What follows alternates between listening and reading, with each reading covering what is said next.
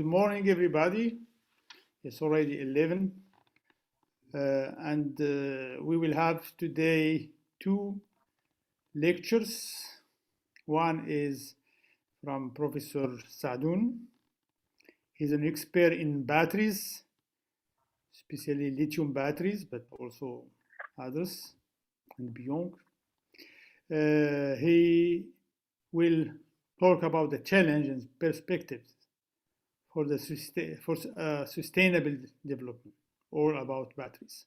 So just shortly, Ismail Sadoun is a professor of chemistry and electrochemistry and their application at the University Qadi Iyad.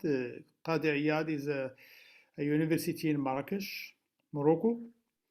His focus is on materials science with the specific research topic active material or functional material for lithium and sodium ion batteries. He is founder of Material and Environment Chemistry Lab there. He has advised 100 graduate, 40 master student, and 25 PhD student to date. So it's a huge. All of the topics are related to the industry. So he's working not on batteries as a fundamental of course, but he's oriented to the industry process. And this is normal because lithium battery are for car, etc. He will explain all this afterward. Sadoun is the PI of 17 research-funded projects. Some of them are ongoing, others are successfully ended, but it was 17 research-funded projects on batteries and conversion and functionalized advanced material and engineering. He received several awards, for example, from Tokyo University of Science, Japan. He's invited to deliver lectures at Uppsala University in Sweden, at Argonne National Laboratory, and more. I want to thank him for first accepting to give this overview today. They will give an overview on batteries and the perspective and the challenge and the sustainable development. And he will maybe explain his syllabus, how he wants to do this, and all this, all stuff related to his syllabus. The Professor Sadoun, the floor, the virtual one, is yours. Thank you. Okay, thank you very much, my great brother and friend Ahmed. And through him, I would like to thank also the board of Virtual Learning University for this great initiative. It's for me a great honor to be part of this great initiative, and this, I hope it's a successful future for this tax-free university or no fees university. So I would like to present some recent work or some recent challenges and perspective of lithium-ion battery that exist in our life, in our phone, in our smartphone, in our laptop, and in our devices, and also as personal applications. So I will give a lot of results, no, not results, but just my point of view, and I will include some recent work in our group. And at the end, I will try to make a parallel between the syllabus that I proposed to the university with what I will talk about. So let me start by this like political recommendation from Europe, but also from worldwide. You know, all of you know the European Green Deal is a target from Europe, but it will be joined by USA and China. And there are a lot of actions to be taken in the next future. I selected some of them that are interested in our topic on energy. like investing in smarter and more sustainable transport, for even for greener industry, eliminating pollution, promoting clean energy, and protecting nature. This is really fundamental to the European Green Deal, and the target is to have at least 50 million zero-emission cars in Europe and almost 100 European cities with climate neutral. So we are shifting from the classical mobility to the automated and the electric mobility at large scale. If you follow the news, for instance, the last week or 1 week ago, the French president uh, made some big decisions to put a lot, around 4 billion euros to the transport sector to support electricity vehicles and other initiatives. And this is mind to are at the heart of this development. Second thing that we would like to present to you, so this is decision from European Commission in December 2020. They say that in 2027, almost all major part of electrical vehicles that will be developed in Europe will be using recycled cobalt, lead, lithium, and nickel content. And the target, the big target is to have like 20% of cobalt, 10% of lithium, 12% of nickel from recycled batteries to put in new cars. This is very important for our syllabus at the end and for the hot topic for R&D in the future. Dr. Saadun, we don't see your presentation. Huh? Oh, from the beginning? Yes. Okay. So I will start again. Okay, sorry for that. So, okay. Normally, yeah, okay. Do you have it? No? Do you hear me? Now it is there. It's okay? Yes, it is okay. Okay. Should I start from the beginning or I can start from that? Yeah, go to the beginning. Yes. Beginning. Okay. Let me thanks again. Do you hear me? Let me thanks again the board of VLU for this great initiative, and I am honored to take part of this experience. So my talk will be focused, as I said before, on lithium-ion batteries, and I will present during this talk, almost 1 hour talk, on the challenge and perspectives on sustainable development. Please stop me if you have some problem with my presentation, okay? So I will give some recommendations, some results, some news, but at the end, I will make some parallel between the challenge of and perspective of lithium-ion battery with the syllabus that I proposed for this university. So let me start by this big slide, which gives the recommendation from Europe, but also from USA and from China and Russia. This is European Green Deal, and there are a lot of recommendations for this the European Green Deal. I would like to select this one: invest in smarter, more sustainable transport, driven for greener industry, eliminating pollution, and promoting clean energy. And they are at the heart of the future energy transition in the world, and Morocco also, and all African and Arabic countries will know for sure.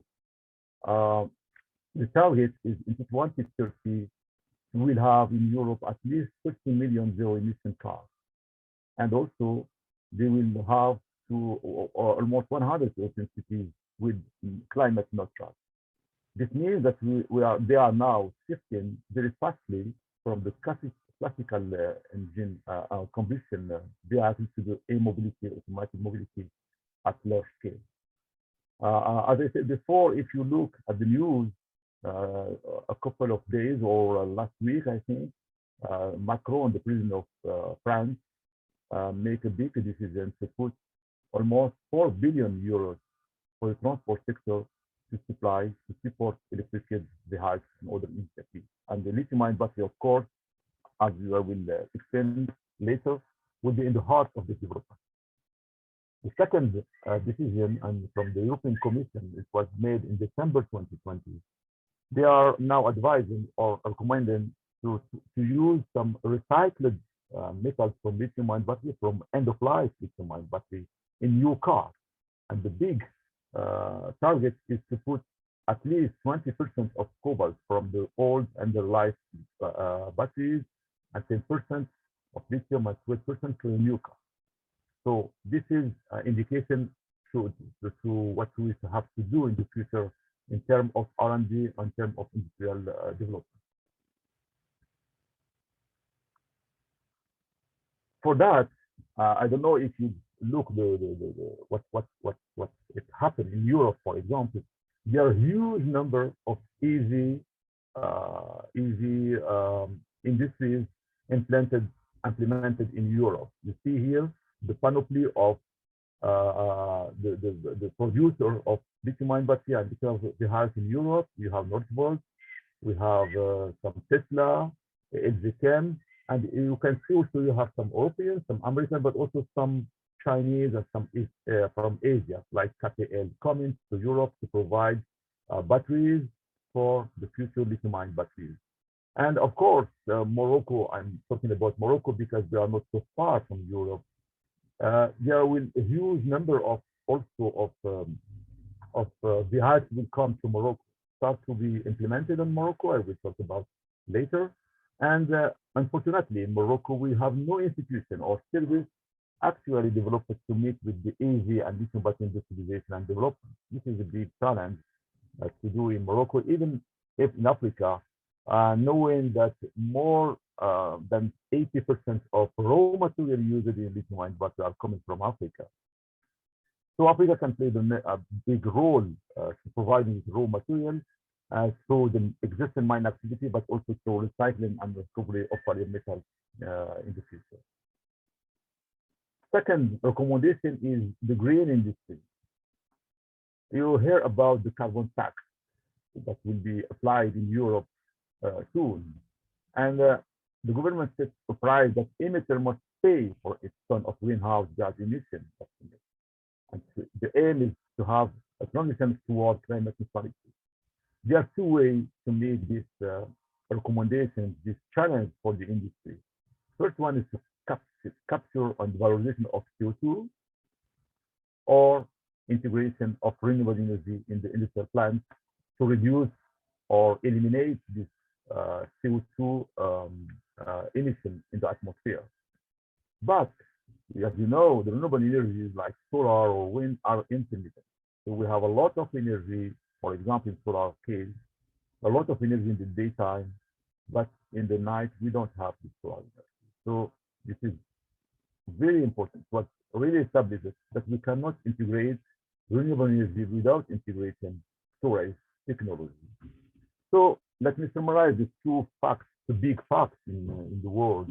They meet with the COP26 now, 25 recommendation is to develop clean renewable energy like solar and wind, and to develop zero emission gas. This is the big things that we should meet with in terms of R&D, in terms of industry development, and so on. So what means storage? Storage, many people are thinking that you can store electricity. Electricity is difficult to store. We store energy, we store electricity to convert this electrical energy to another form of energy. This is the real storage of electricity, not stored like electricity, but transforming this electrical energy to another form. So there are a lot of, I will use my pointer, I think it's better.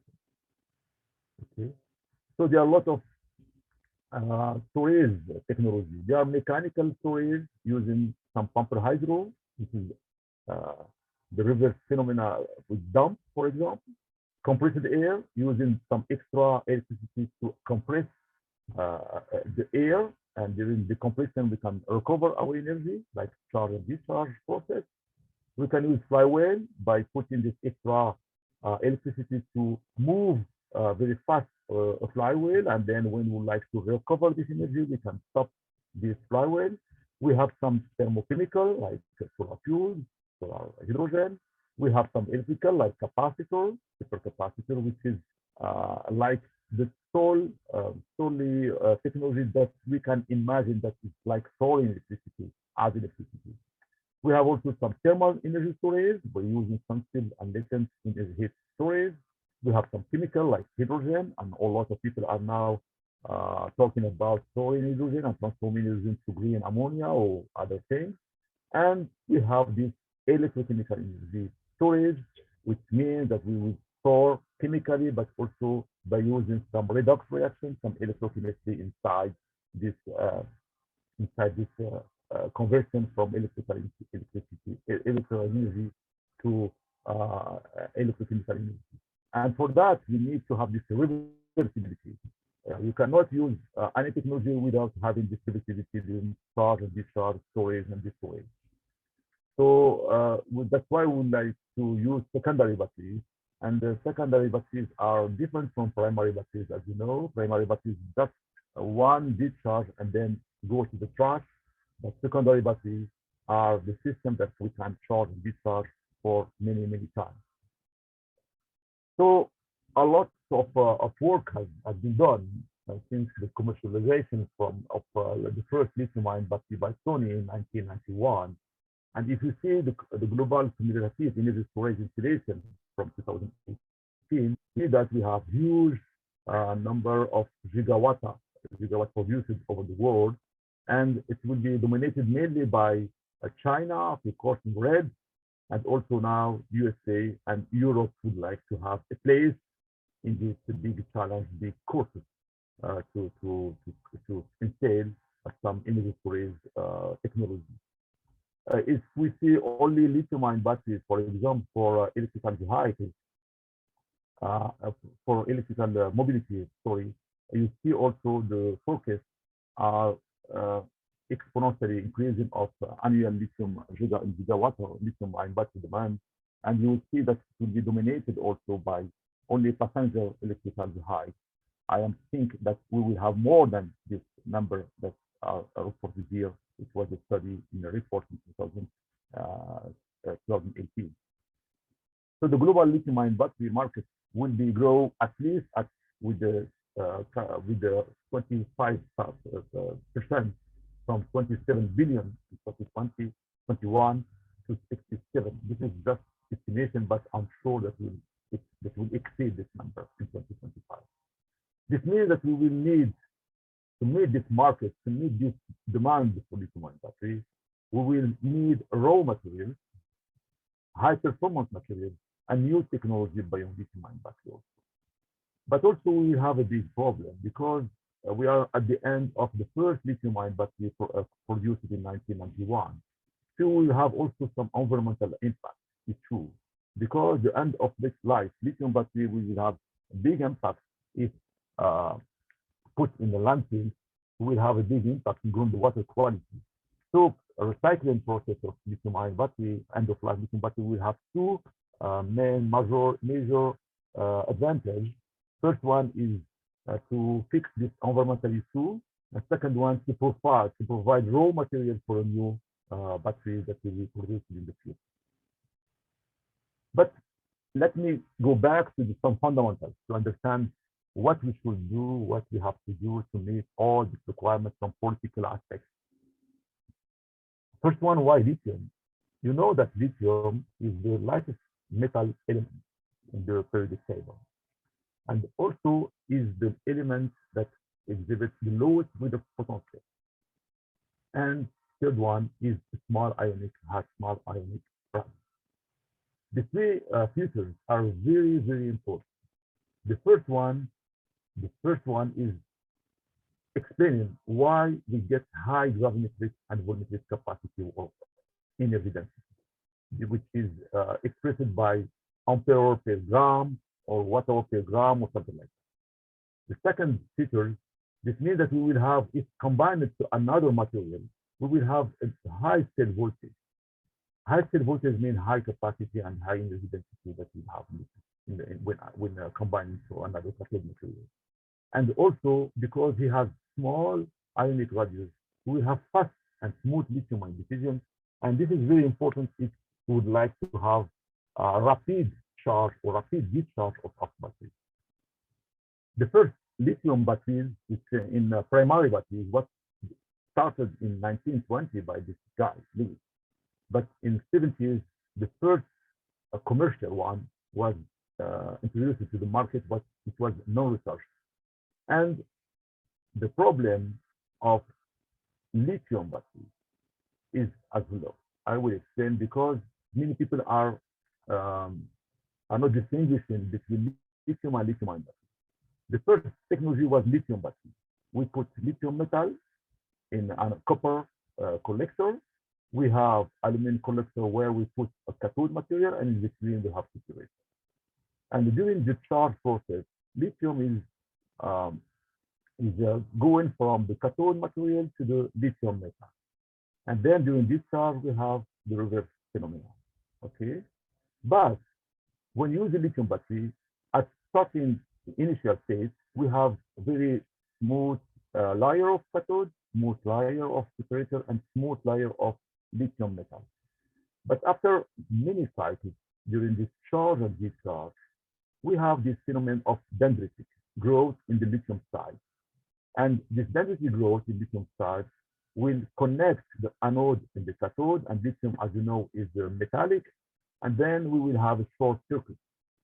That's why lithium batteries have a big problem with safety at that time. So in 1991, Sony understood this phenomenon, and what they do, they replace the lithium from anode lithium metal by graphite. So we don't have lithium metal, we have only lithium ion moving from the cathode to the anode side, and vice versa during discharge. That's why they are shifting from lithium to lithium ion batteries to explain the real running of this technology. So if you see, so we have this aluminum collector, we have the first lithium ion battery by Sony, is like here on the left side.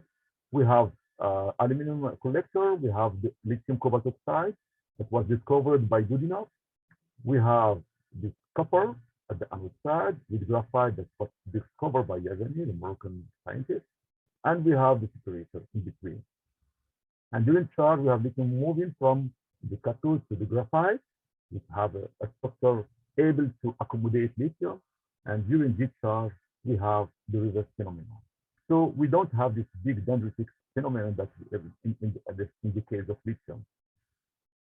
It's very important to note that the difference in the potential between the two electrodes gives you the voltage, okay? And the quantity of lithium, extended lithium from the cathode and the anode is equivalent to the number of electrons moving from the circuit, give you the capacity in ampere hour. If this capacity is and that's more proportional, is not proportional to the mass molar. If you have a big mass molar, we have low capacity storage. And the stored energy is like a voltage time with capacity. This is the energy storage. So now to meet the requirements of what I explained before, we need a new challenge for lithium batteries to meet this requirement. So we need new development of the cathode side, the electrolyte, the separator, the anode, and so on. And also new solutions that can meet even laptop, cellular phone, stationary application, and so on. So if you see the two big applications, stationary application and VHIVE, electrical VHIVE, they have this big pack of batteries, the pack. And each pack is combined from modules. And each module is combined from cells. And the cells is what I just show how it's running during charge and discharge process. So the performance in the lithium cell here, I mean the performance of the cathode, the anode, and this one should be kept when going to model and then going to the pack. For that, we should have in mind that it's not so easy because we have some interference with other cells, and we should integrate in the pack or in the model some battery management system, and some we should take also in account some extreme conditions. Like for Morocco, we have like a high temperature, or we have a dust, we have many things that we should have in mind if we would like to keep the performance of lithium-ion batteries from the lab to the device or to the customer application.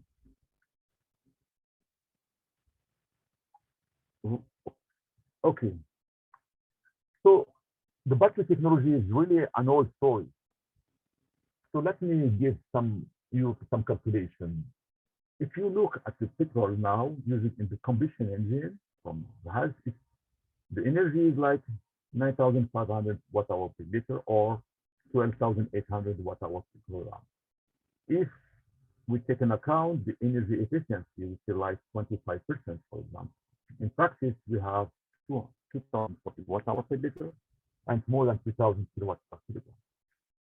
So this is the challenge. If you have batteries approaching this performance, you will be really, really happy to get a Nobel Prize. But let me show you the evolution of the battery technology from the beginning. So changing the chemistry inside give you a new technology. We change the chemistry of the cathode or the anode or both, and then we have a new technology. For lead acid, for example, that we are using in our car, you see that the energy is very low, less than 100 watt-hour, comparing to 3,000 watt-hour per kilogram. They use some sulfuric acid and some lead, sulfate acid, lead and lead metal in the anode and cathode side. Then after that, few years later, we introduced nickel cadmium with higher volumetric energy, but the same gravimetric chemistry. And then because the cadmium has a big problem with healthy problem, it was deleted, it was excluded from any application from Europe or from anywhere. So people were replaced cadmium by metal hydride, and we go to nickel metal hydride batteries with higher volumetric energy. Then come lithium with using graphite, and then LMO, lithium cobalt oxide by Sony here, and lithium metal by using solid state. Then we will go really, really later with the new development of solid state batteries.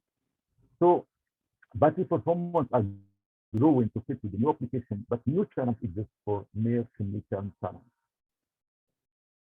So what are the challenges? The critical challenges of lithium batteries. The first one is the cost. Actually, we are less than 100,000 kilowatts in cell level and 2080 in pack level. And in the future, we would like to have half of this at this cost. This is one big challenge. This means that we should reduce the cost of raw materials, the manpower, many things.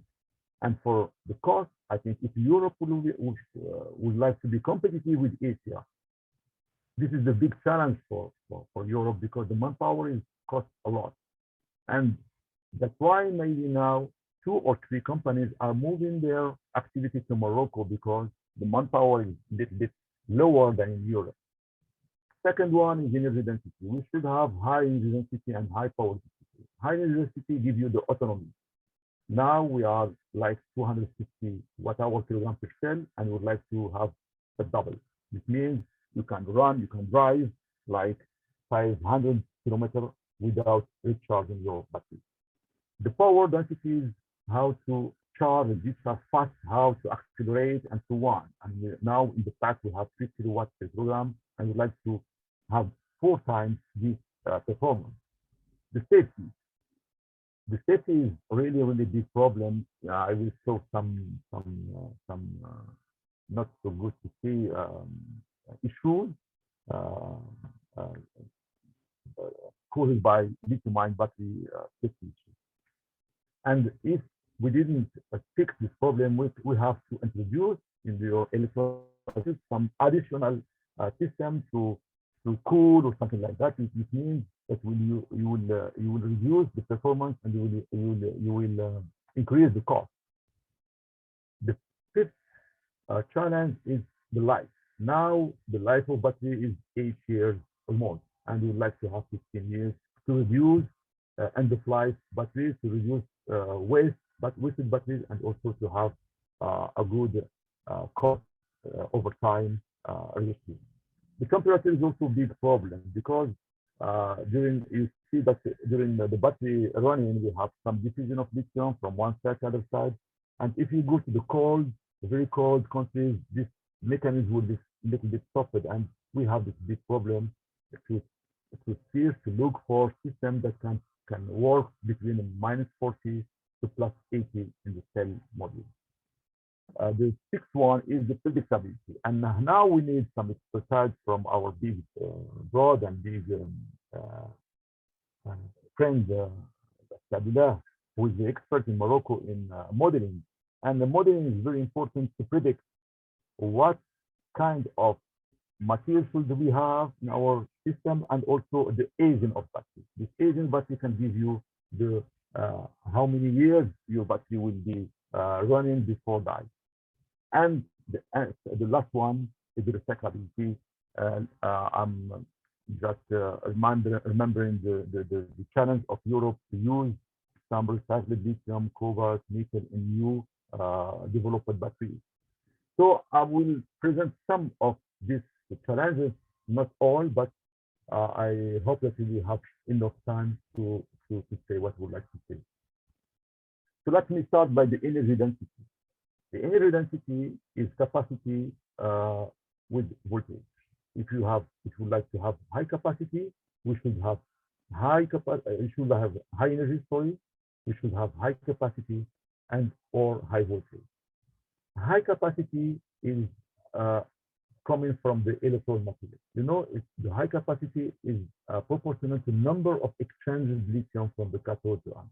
If you have a big number of lithium per formula unit, then you will have huge capacity. The second one is having high voltage. So the high voltage is difference between the two collectors, graphite, which is like 0.5, 0.4 volts, and the developed cathode material that should be as high as possible. Of course, you have this electrolyte in between that should support this difference in voltage between the cathode and anode.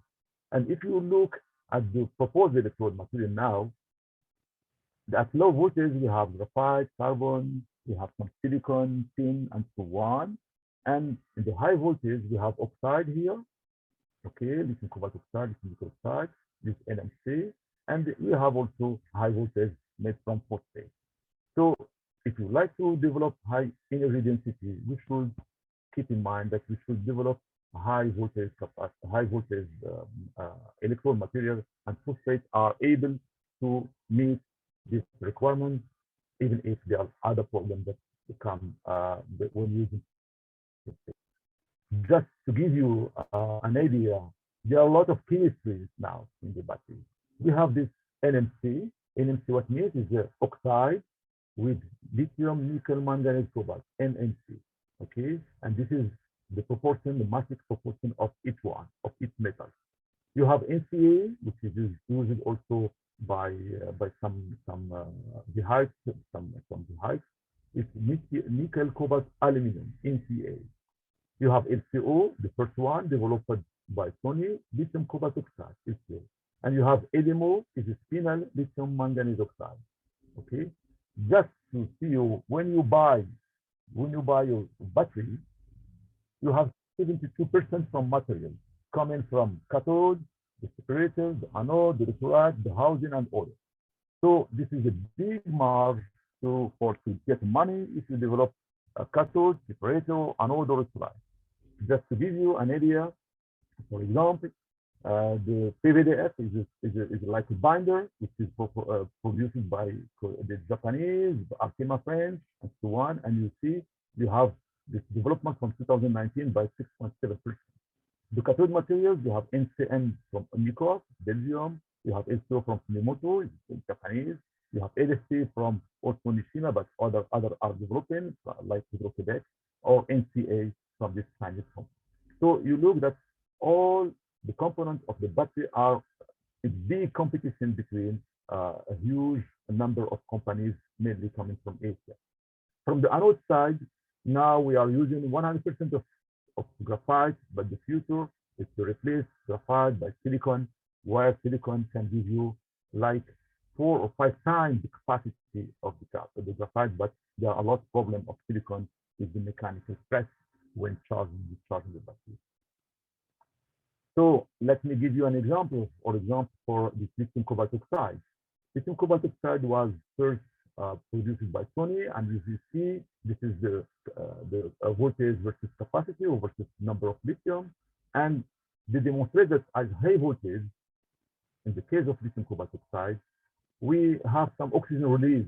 Oxygen are leaving the structure of lithium cobalt oxide and going inside the cell, and this oxygen is an activation chemical factor for the electrolyte combustion. Let me remind that the electrolyte is a salt, lithium pH6, for example, dissolved in organic solvent, and organic are enteric. So we have some thermal runaway that I will also present some pictures. So the industrial are moving from this cobalt oxide to this NMC. NMC is substitution cobalt, but nickel and manganese with double M. First one is to reduce this phenomenon, and second one to reduce the cost, because cobalt is much more expensive than nickel and manganese. And in our group, for example, in 2013, we replaced cobalt by nickel manganese 1/6 nickel manganese, and we got more than 170 million per hour. But why lithium cobalt oxide we have 140 million per gram? And now we have a new challenge. We use some overlithiated. So if you see here, we have only one lithium cobalt. Sometimes we can use lithium 1 plus X. If you have overlithiated materials, you can have wider range of lithium extension and use a bigger number of extension electrons, so you can get higher capacity. And you see here, we have more than 200 million per gram during cycling. It was a result obtained by AMMO, and also we have this result obtained by big collaboration with Managem, Moroccan company that produce nickel, cobalt, and manganese, and we use the material from the industry to our cell. University also is concerned the anode side. If you see the graphite, of course, carbon, you have graphite, but you have some diamond also, and graphite have this layered structure. It was introduced by Sony, this was the first, and you see now, this is the XRD of graphite, and the market of graphite, I don't know if you see, is more than $121 billion in the future, in 2027. And if you see, during lithium insertion in graphite, this is a lot of plateaus that are characteristic of lithium insertion in graphite with millipedes 1L, 4P, 2L2, and 2,1. And you see here at the end of this chart, we are too close to zero. This means that if you go further, we will have a lithium inserted becoming lithium metal. This is very important to understand because many people are now talking about ultra-fast discharging, ultra-fast charging, but this lithium plating, lithium becoming from lithium plus to lithium metal are now coming back, like for lithium battery when we are this dendritic growth in the anode side. So it's very important to have the high specific area for sensitive graphite. For example, we have side reaction because we are working at low voltage, so we have many side reaction between electrolyte and the electrode. We have some problem with insertion of the solvent because it's open structure and some solvents are going inside. This is what exfoliation problem. And we have this lithium platinum in. It's a fast charge discharge. So that's why some people now are looking for a little bit higher voltage anode material. If anode, this means that we have low voltage but higher than for graphite. This was introduced by Toshiba, for example. This material with your strain, a long lifetime, fast charge, and the safe type of this one. But the problem of this one is it has a low electronic conductivity and low density. And what we do at that time with Mahmoud, who is now in Liège for a position there, we produce this titanate by three processes. So our job is to develop a new process that could give you better performance. So we use the sol gel or combustion or solid chemistry, and you see the same formula, but the capacity, the case of combustion is bigger. You see here, and if you use solid chemistry, we have low capacity. Even we have the same anode. This means that the process gives you a particle size that can work for battery, but sometimes cannot work for battery. Like for here, we have bigger size, and then capacity is too low. So what we do, we select this NMC as cathodium and this LPO like anode material, and we built a really industrial battery in the lab in 2016. It was also from a project with Ericsson and with management, and we produced a battery like industrial battery given like 180 milliampere without optimization during it was very interesting at that time. The second challenge is power density. Power density, what means power density? This is the battery that we have this reaction between the cathode and power is related to kinetics. The kinetics of lithium are moving from there to there. And we should have fast ionic diffusion because when lithium are leaving the cathode, he's like swimming in the electrolyte here, and the conductivity of electrolytes should be also as high as possible. And also, we should have high voltage in the cathode material, and sometimes the electrolytes are not so happy with this difference in voltage because it can decompose also when having this high voltage. So why? Because I think people are working on modeling, on density energy calculation. Know everyone that cathode we should have high voltage here and oxygen, and the anode we should have high voltage, but the stability of our electrolyte is really very narrow, and we should keep in mind that we should keep the stability of our electrolyte. And there are a lot of solvents and additives. I am not going in details because it's organic electrochemistry. I'm not expert on that, but just to let you know that we should take care on the stability of electrolyte. Indeed, it's a question of three things. The first problem of this power density is electrode material features. The second one is to understand, because when we are going fast, some side reaction, some transformation of your cathode and anode will change, and we should have some operando, some in situ techniques to know what happens in the battery during cycling. And third one is electrolyte. I will say some tools. So in the case of, for example, for the cathode material for the power density, we have worked on this spinel. So spinel is you have the oxygen, CFC, lithium in oxide site, and manganese in oxide site. But there are a big problem with Yanterer effect of manganese. Only all people know what means Yanterer effect. We have some deformation of the structure because of this Yanterer.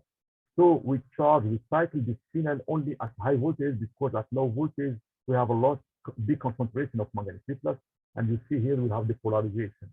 While if you have no manganese plus, we have low polarization. So this material is working at very high voltage, and high voltage is to have this power density. And what we do is we replace a fraction of manganese by nickel. Nickel is 2+, so if you put nickel 2+ here, we reduce the number of manganese 2+ in this formula. We only have manganese 4+ here. And this one is working at 4.7 volts. It's really, really high voltage, and it has a large capacity compared to lithium cobalt oxide developed by Sony. But the problem is this material is good, works very well at room temperature. But if you are going at higher temperature, for example, 60, the performance are going worse. 60 degrees is chosen because some applications, for example, my laptop are now using lithium battery, and the temperature is increasing. If you use this material for electrical vehicles, you can reach 60 degrees very easy, 50 to 60 degrees. So if you develop a material, we should test it at room temperature, but also at 60 or 5 degrees Celsius. So what we do in our lab is to use a new cation in LNMO by using some iron. And you see here, I don't know if you see, we got a very homogeneous particle size.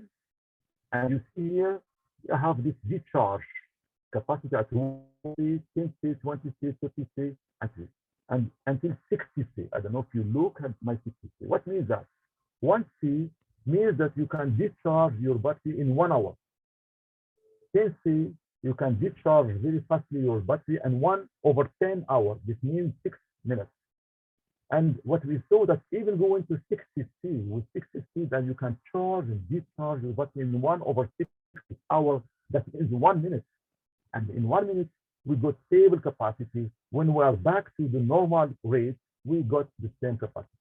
We did the same thing at 55 degrees, and we got exactly the same behavior. That means that we developed electrode material to meet the power density challenge. And here you see we have this real battery, like a commercial one, with like 60 million power. Of course, we reduce the capacity because here we are using lithium metal, but here we use graphite. And we published this work recently by Garhi and by Acceleration 2016.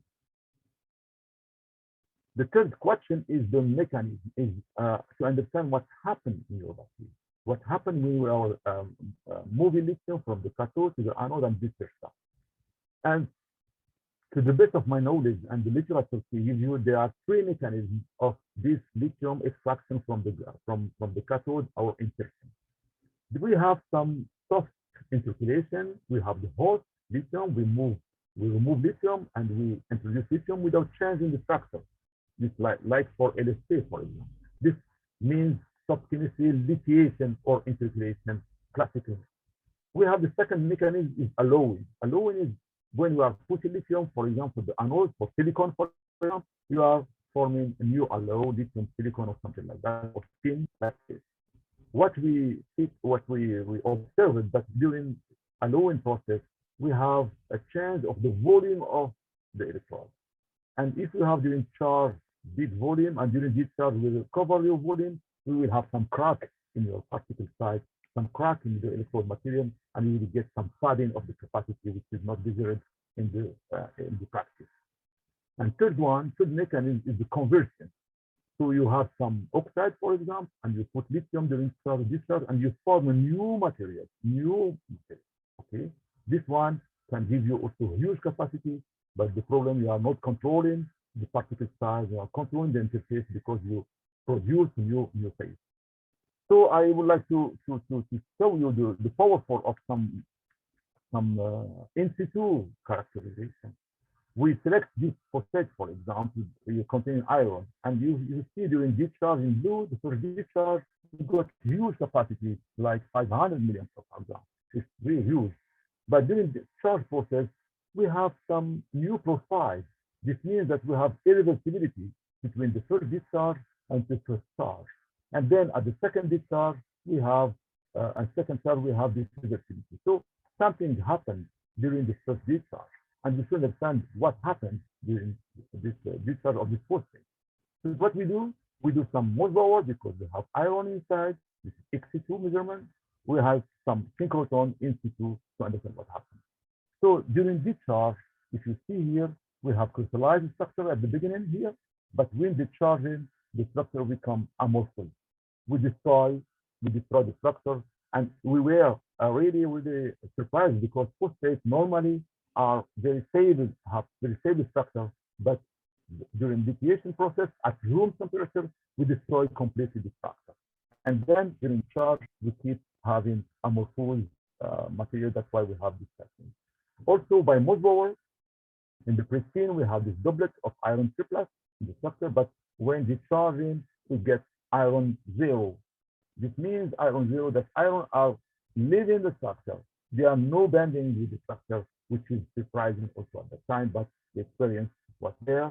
And then we published the results in 2018 in very advanced chemistry.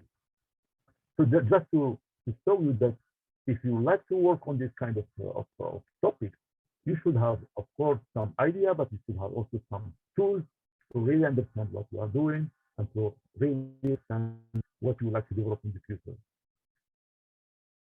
The solvent, very briefly, is electrolyte is lithium-based salt with solvent.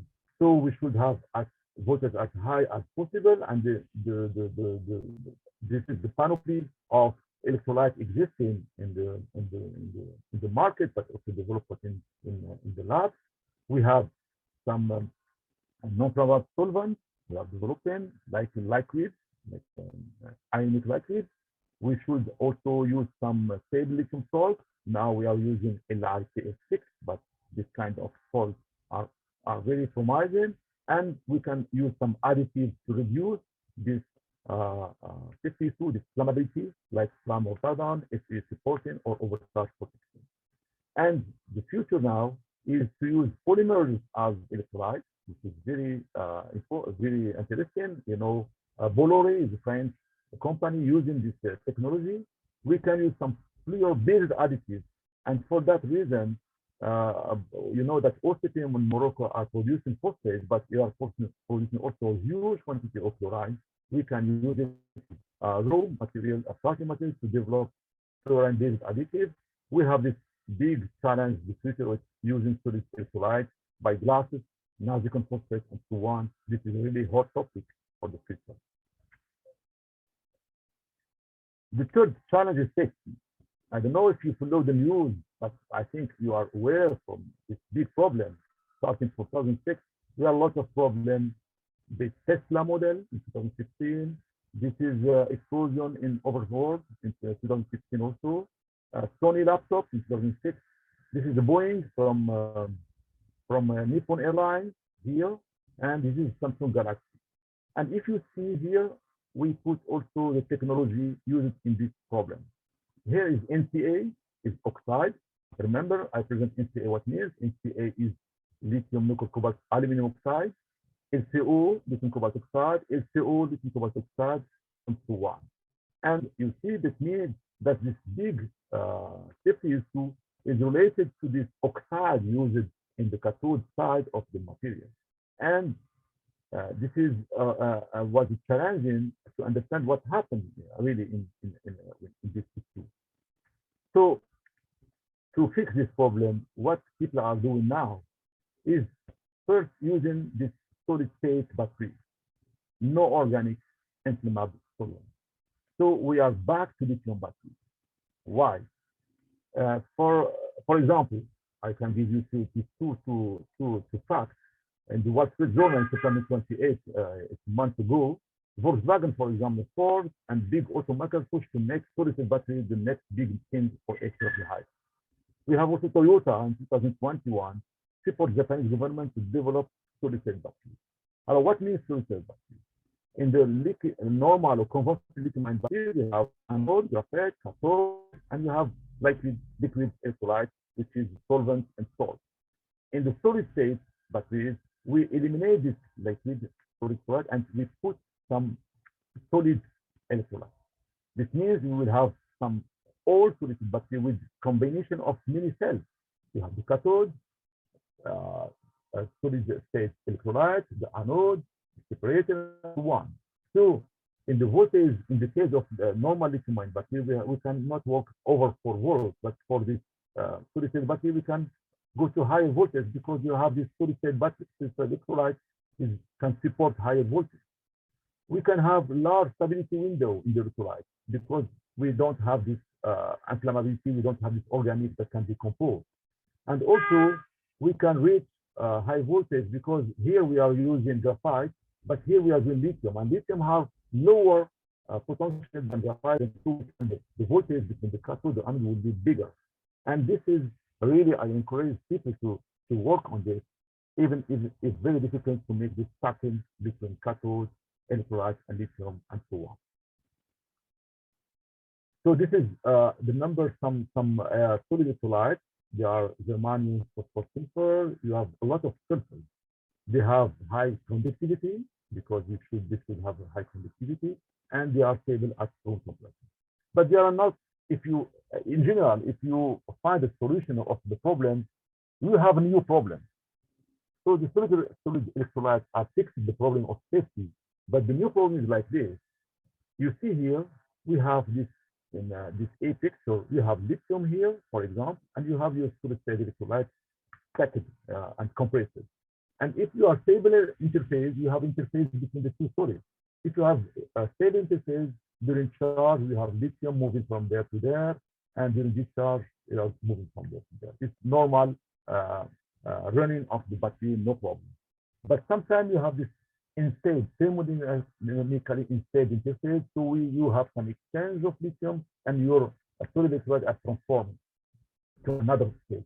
So you will have bad performance if your interface is not stable. And now the challenge is how to stabilize this interface between the anode, between the lithium metal, and between and the solid electrolyte. This is also one of the challenges that was fixed by Nissan, but also by the MDB. The magic word. This could also be a safer solution to fix this problem. I have much more time, Ahmed. Hello?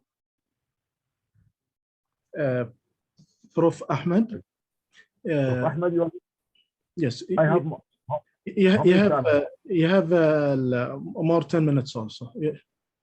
10 minutes? Okay. Thank you. So let me explain something. Why, in the case of oxide, we have this combustion problem, we have this safety problem. You see, we have LCO, you have in the structure, it's more structure, you have lithium here surrounded by 6 oxygen, and then you have a neighbor of cobalt. And during lithium removal, we have this bonding become very covalent. And we have this overlap between cobalt 3D band with oxygen at high voltage.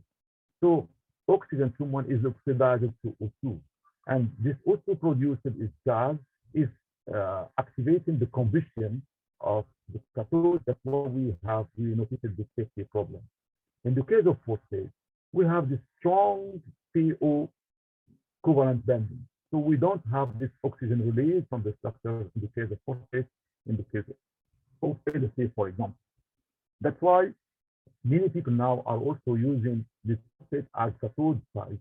And between it, we developed this material in our lab containing nickel, iron, titanium phosphate.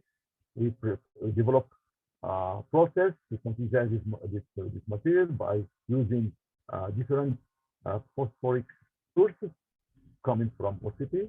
It was granted by OCP Foundation the project. And then when preparing this material, we do some Raman to be sure that we have a good structure. With these 2 bands of carbon, we have some carbon coating, as you see here in KEM picture. This means that we will have higher electronic conductivity. From the structure, it was very well fixed, well resolved. And you see here, we don't have this, we have a good resistance of charge and discharge process during stacking. And we test this phosphate and rate capability at level 2, 3, 5C, 5C. 5C, this means that we can charge and discharge our battery in 12 minutes, which is quite good. And we were happy when we see that our students, my students, doing experience in the lab and stacking the battery more than 1,000 sites. It's huge, 1,000 sites. And we keep the efficiency in drain very almost 100%, and the specific capacity is almost 100 milliampere hour.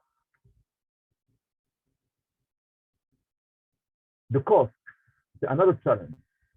Okay, now people are seeing, well, yes, the cost of lithium batteries is very high. You cannot buy lithium-ion battery. But if you compare this with 90s or 2010, the cost is really dropping down. For more than $1,000 per kilowatt, now we are less than $100 per kilowatt. It's really huge decrease of the cost of the battery and also huge demand.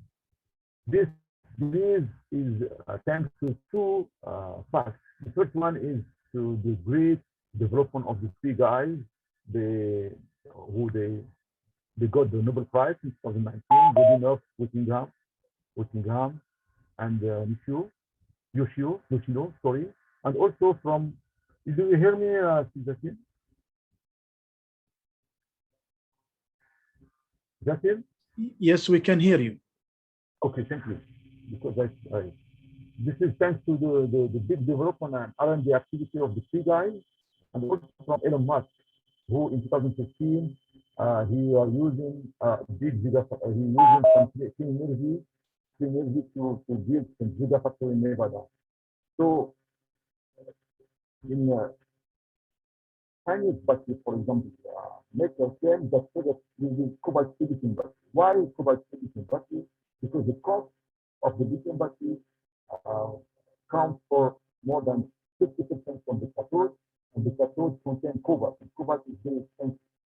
Now, to have the price, the cost going very down, we are trying to use some cobalt-free anode cathode. I will switch my. You start to have some problem with your device, with your. Yeah, I will change my. Yes. Give me 1 minute. Right. Change my. Yes, please change it. Okay. Now it's okay.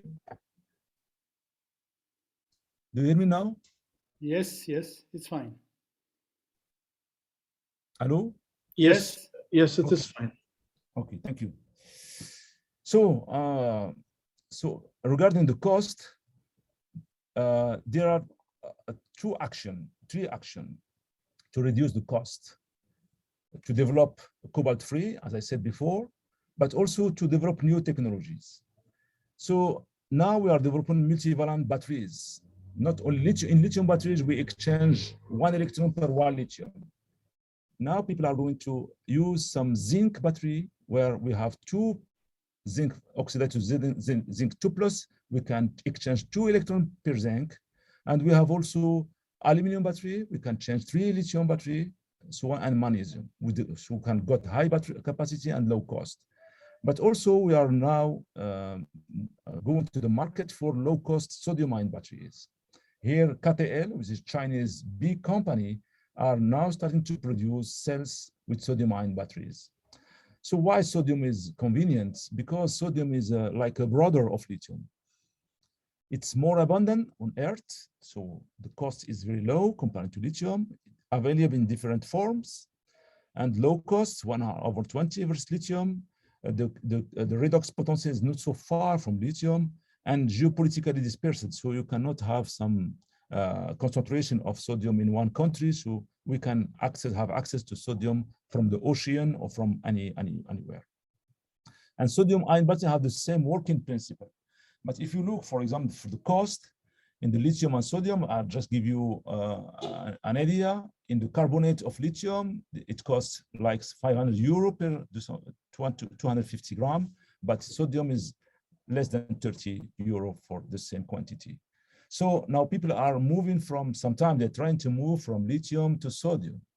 But if to move from the cathode side to replace lithium MO2 by Na, it was fast, no problem, it's okay. Electrolyte also we change lithium PF6, for example, by sodium PF6, it was okay. But the graphite, which is working in lithium, doesn't work in sodium. And this one was implied many problems to find out a good anode materials for that. So for the cathode side, we developed in our lab with Sharif Hakim, layered NMC. You see the structure is layered. In between we have sodium, okay? And we obtained very nice hexagonal particles. And you see here the charge and discharge process, very reversible, okay? And then the capacity, we got like 120 milliampere. So we have a good Coulombic efficiency and a high capacity retention, and we can change like half of sodium. So they are competitive of lithium battery in terms of performance, but in terms of cost, it's really very low cost batteries. So we believe that such batteries, sodium battery, can be okay for stationary application where huge quantity of raw material are needed. For the anode side, as I said before, the graphite doesn't work. graphite doesn't work. What we do is to prepare hard carbon. Hard carbon was prepared from Moroccan date. You know, Moroccan we consume, like in Arabic country, a lot of date. And in Morocco, we have more than 4 million palm tree. And Morocco is the 8th country producing this biomass. So what we do, we develop a process to seed here and to grind, to crush, and to anneal in inert atmosphere to prepare this hard carbon. And what we develop, we try to test by using some Raman spectroscopy and also some XRF. When using as anode material, you see that this means that we can insert sodium reversibly in this hard carbon. Essentially, more sodium in the case of hard carbon annealed at 1,400 degrees Celsius. This means that it's possible to prepare sodium ion battery using this hard carbon from Moroccan biomass as anode and using some cathode materials. This is what we do with the Iznzar. It's another student. We develop in the lab like a real lithium sodium ion battery by using hard carbon in the anode side and phosphate in the cathode side. This is the formula of the phosphate with the large plateau at 3.8 at 3.4 volt, and our hard carbon in the anode side. And we have some optimization to make. And you see, we got a battery with 3.2 volt and more than 200 milliampere per gram, which is quite good comparing to the cost. And we believe that sodium ion batteries are the best choice for storing solar energy. So very briefly, because I don't have the time, beyond lithium ion, we have this lithium sulfur batteries, which is developed now. And you can see here when comparing the performance of lithium sulfur with lithium ion Toyota, for example, is 400 watt-hour per kilogram, but lithium sulfur is more than 600. Okay, so we have in theory 2005 type, but the mechanism is much more complicated to get this energy density. We have also lithium air. I will go fast here. We have also this redox flow batteries. Also, this is under development for stationary application. And recyclability. This is very good point I would like to point out. As I said before, there are huge production of lithium battery, and the prediction in the future, we will have much exponential production of lithium ion battery. This means that we will need a raw material, cobalt, lithium, manganese, and copper, and we will produce a huge quantity of battery-based waste. So this is the target of Europe that I said before, and we would like now, all people are talking about circular economy. So the principle is to recover the cathode material, to the electrolyte recovery, the battery sheathing, and so this is end life, and then battery sheathing, electrolyte recovery, cathode material recovery, cathode carbon black PVDF recovery, and then having new cathode and then battery manufacturing for new cars. And there are a lot of processes to develop pyrometallurgy, hydrometallurgy, biometallurgy. This is some skills and expertise of hydrometallic, of mining guy or process. And we are working with some guys from that to develop efficient recycling process to produce new raw material and to produce new batteries, fresh batteries. This is a lead project I will talk briefly about. Predictability, I will skip also, but I already talk about this. Now, for the future, to develop material, we should look at the chemical composition for sustainable development. This is the periodic table, so you should select abundant element, but also zero environmental impact on the environment when selecting your material. The synthesis process, energy efficient, if you like to go to the pilot scale, and bio-inspired and eco-friendly roads. And we should have a good guy putting some calculation to predict the high redox potential and high capacity and modeling the aging of our materials. So, and yes, this is what we'd like to emphasize.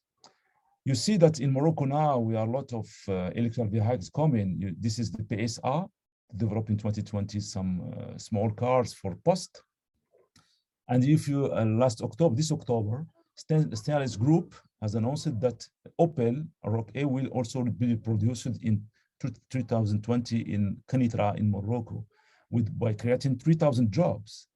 So yes, we will encourage Morocco, encourage a lot of investment to come to Morocco because we are not so far from Europe. But the problem is we need for human resource, master engineer, PhD to support the introduction to the market.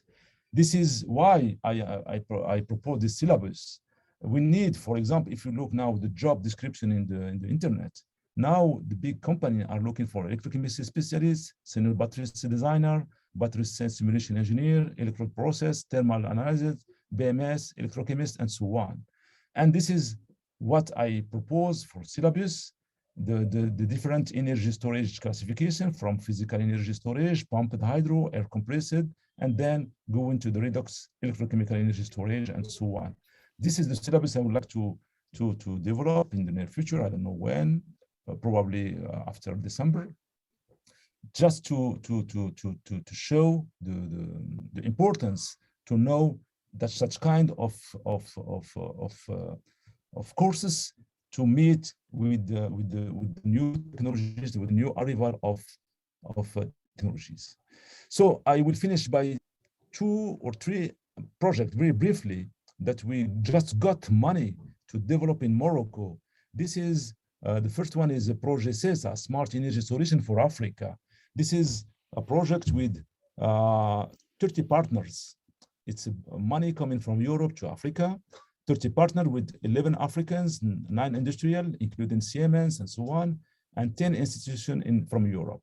From Africa, from Morocco, we are 3, Qadi Iyad University and GUP and ENAM, École d'Architecture de Marrakech. And we got for the whole consortium like 10 million euros, which is really huge money. And the kickoff was just started in 12 and 13 October 2021. We will be asked we will have a funding to implement 3 demonstrators. The first one is equipment of electrical engine motorcycle in cooperation with Female Club in Marrakech. We will buy motorcycle, electrical motorcycle, and then teach people how to use, how to take advantage from this technology to reduce CO2 emission. And now people that already visit Marrakech, there are a lot of CO2 emission in the Jam' al-Fna area. This is because we are using the thermal motorcycle. And now there are huge, big political aims or some scientific to introduce this kind of e-mobility in Marrakech. Second demonstrator is to select a village in an isolated area in Morocco where they don't have access to electricity or there are no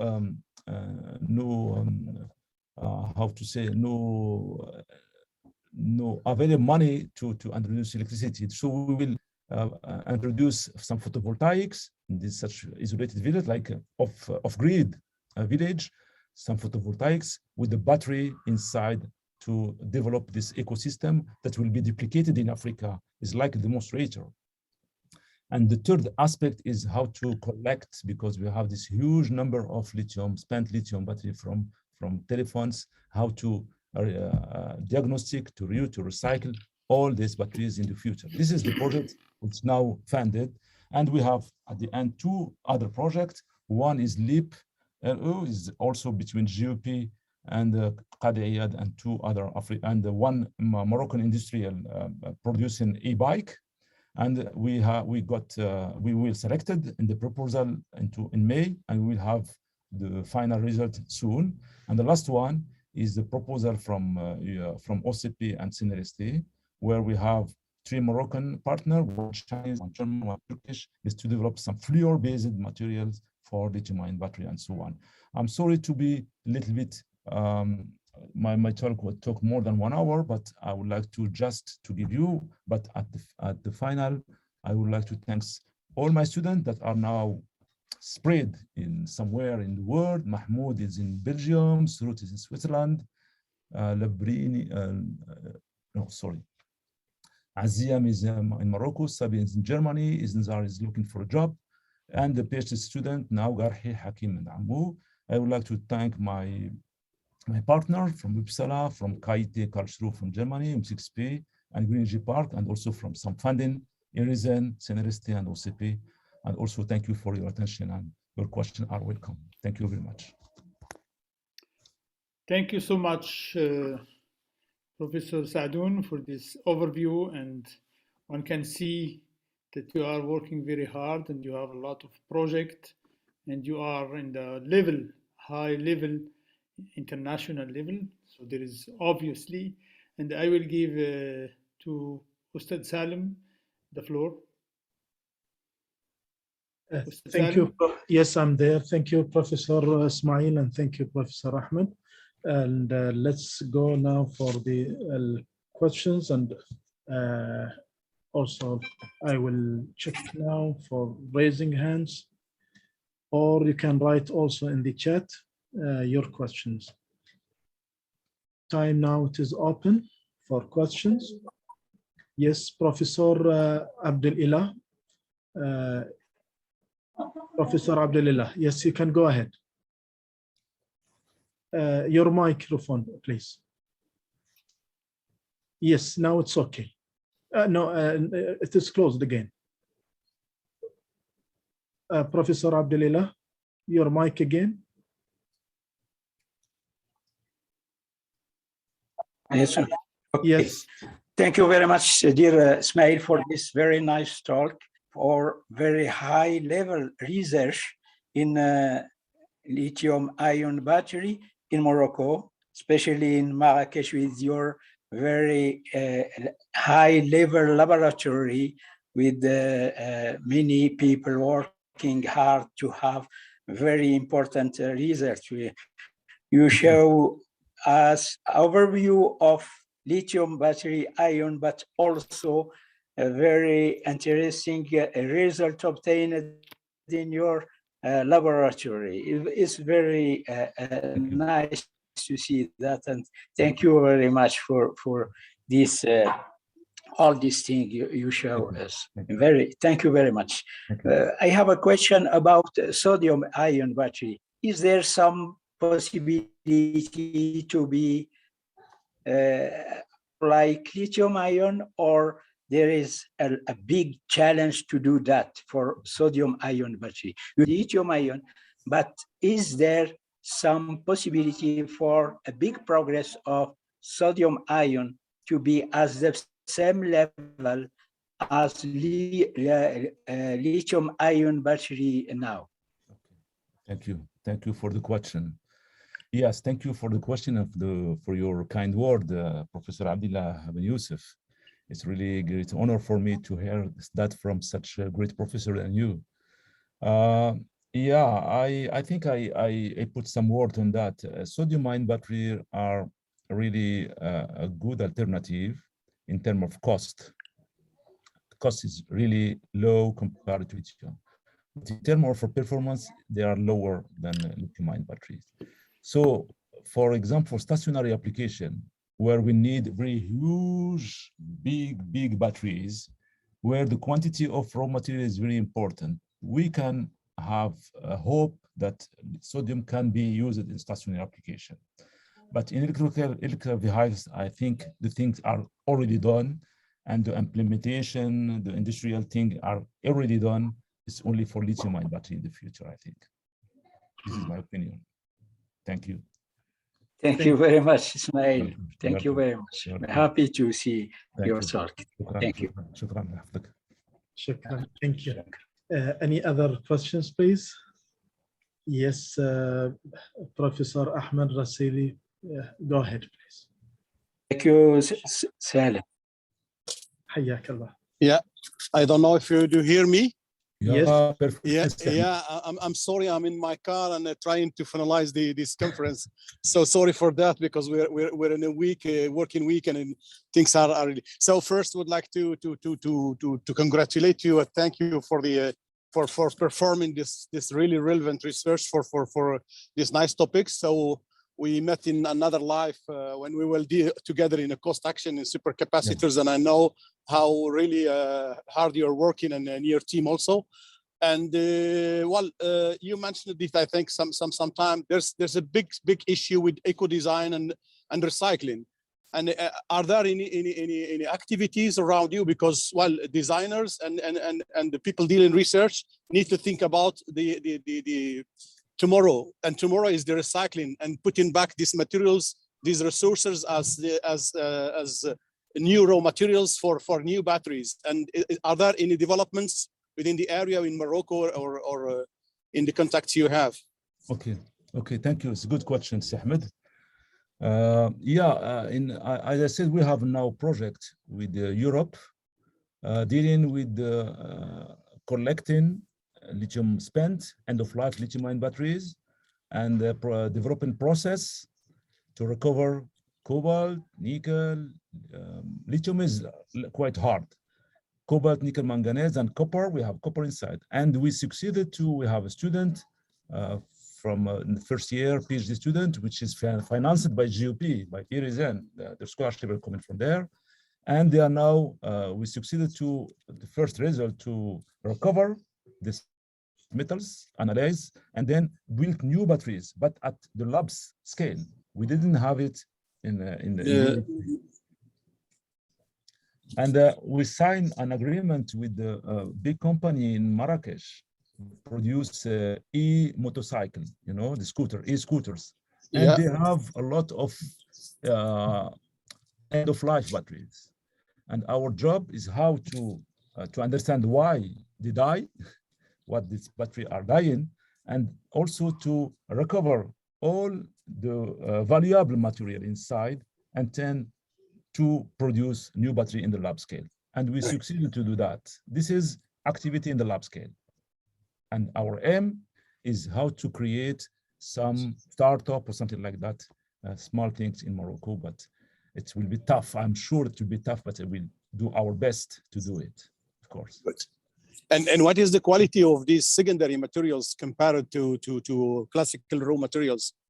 Because in terms of efficiency, I think that the I understand, Ahmed. So what we recover, for example, we recover cobalt ions, nickel ions, and manganese ions, and then we produce new cathode. Yes, we use it as a raw material, and we produce new fresh cathode. You understand?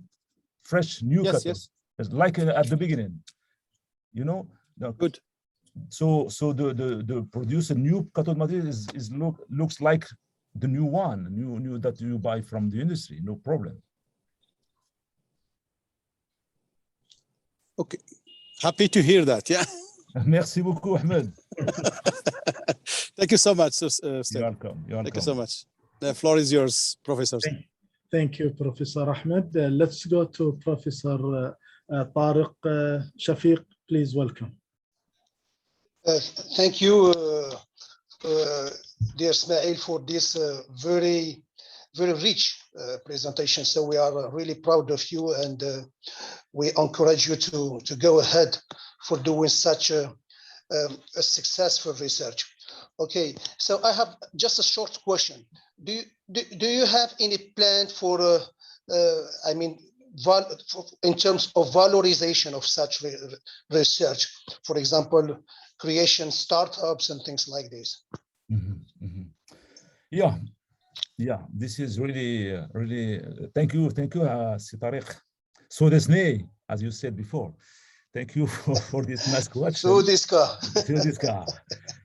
This is some word we changed in Japan. Yeah, okay. Yeah. So you know that the easiest thing that we are doing in Morocco is to do our R&D in the lab. This is the easiest one. So you are not dependent on such another ternary person. So to go to the pilot scale or to industrialization, you should have some technology transfer office in your university to help you to write your patent, for example, so on. And you know that in our university we are lack for such office. We shall do it alone. You know that, and then we should also have some guide to design the pilot. You know, we are working on the lab scale. We should have some guys, some specialists also to design the pilot scale to transfer your findings to the pilot scale or small scale. This expertise we don't have, you know that. We're just looking, you know, Sizabot before, he's an expert. We hope to work with, but in the Moroccan context, we cannot do everything. Yeah. We cannot do everything. It's really tough. If we maintain our activity, is alhamdulillah, we can say okay. Okay. Yeah. Okay. Thank you, Ismail. Thank you. الله يعاون. Arigatou gozaimasu. الله يعاونك. الله يعاونك. Just if I can comment on that. Yeah. We definitely, this is our role as Moroccan abroad and internationals. We can help in developing this kind of upskilling. If Nice. we have this, we can really help to create this upskilling mind and also make our expertise on that. Thanks, Ahmed. Thanks, Ahmed, for the proposal. You're welcome. You're welcome.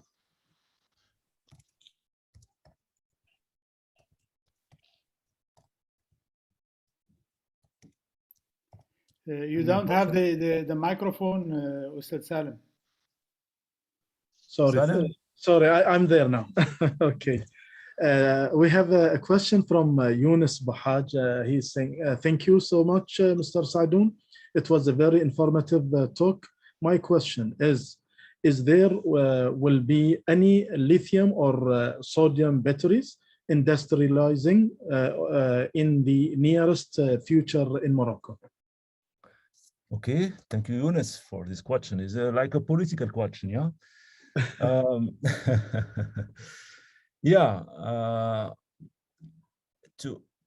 it will be like impossible to be competitive producing sodium or lithium-ion battery in Morocco because China or South Korea have much more than 20 years experience on that. If you start now, you will die, you will lose your money. But we can be competitive on electrode material, raw materials, providing this material to the industry, sodium or lithium-ion battery industry. We can be competitive. But producing lithium battery, I hear from some guys in Morocco that we will produce lithium battery. It's too easy to say some words, but if you go to the reality, you will lose your money. And I'm not advising anyone to do it because, you know, Europe would like to have some independence from Asia to produce lithium-ion battery. But what they do, they have some joint venture with Chinese coming to Europe to be fast and to be competitive. They cannot alone. And Europe is Europe, you know, and Morocco against Europe is nothing, I think, in terms of production of lithium-ion battery. So in conclusion, no way, from my point of view, but for raw material, it's okay. It's feasible, I think. Thank you. Mr. Salim, Yes, please. Ahmed Rasili want to talk.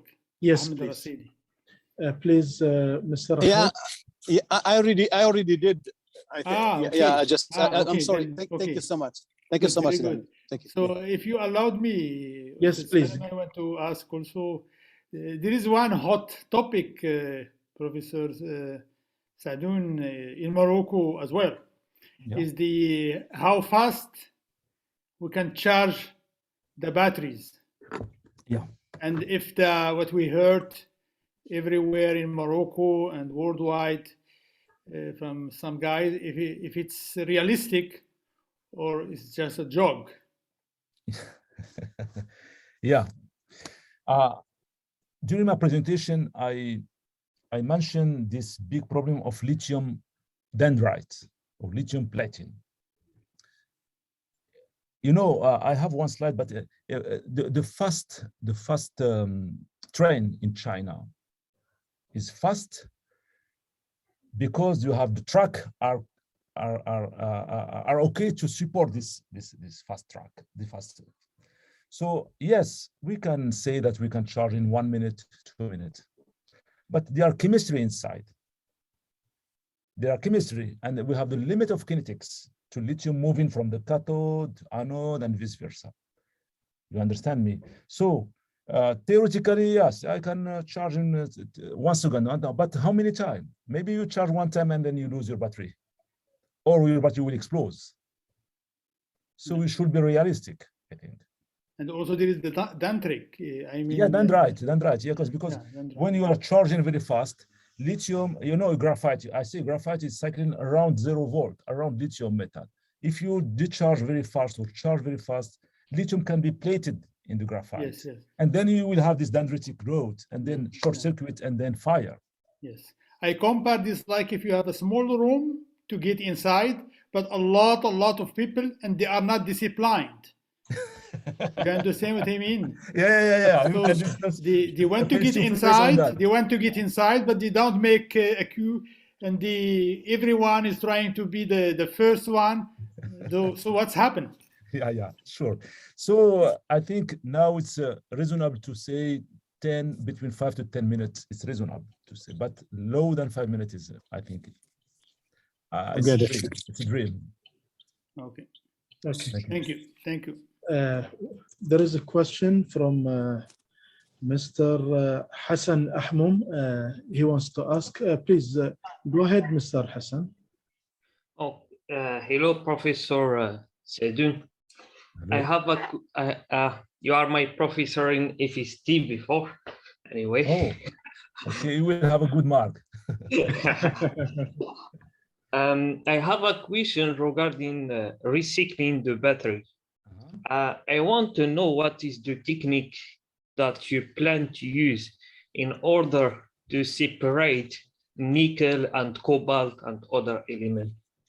Okay. I'm saying this before I let you to continue. I'm saying this because in our laboratory in China, we have a team actually working in this project, and we are using magnetic electric fields in order to separate the magnetic elements.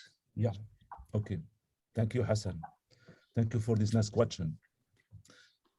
Now recycling is a hot topic over the world. Now every people are now working on this, but even the producer of lithium battery are also planting some plants for recycling batteries. So there are many steps. You know, end-of-life batteries sometimes is dangerous to handle. First one is you should discharge completely your battery, even end of life.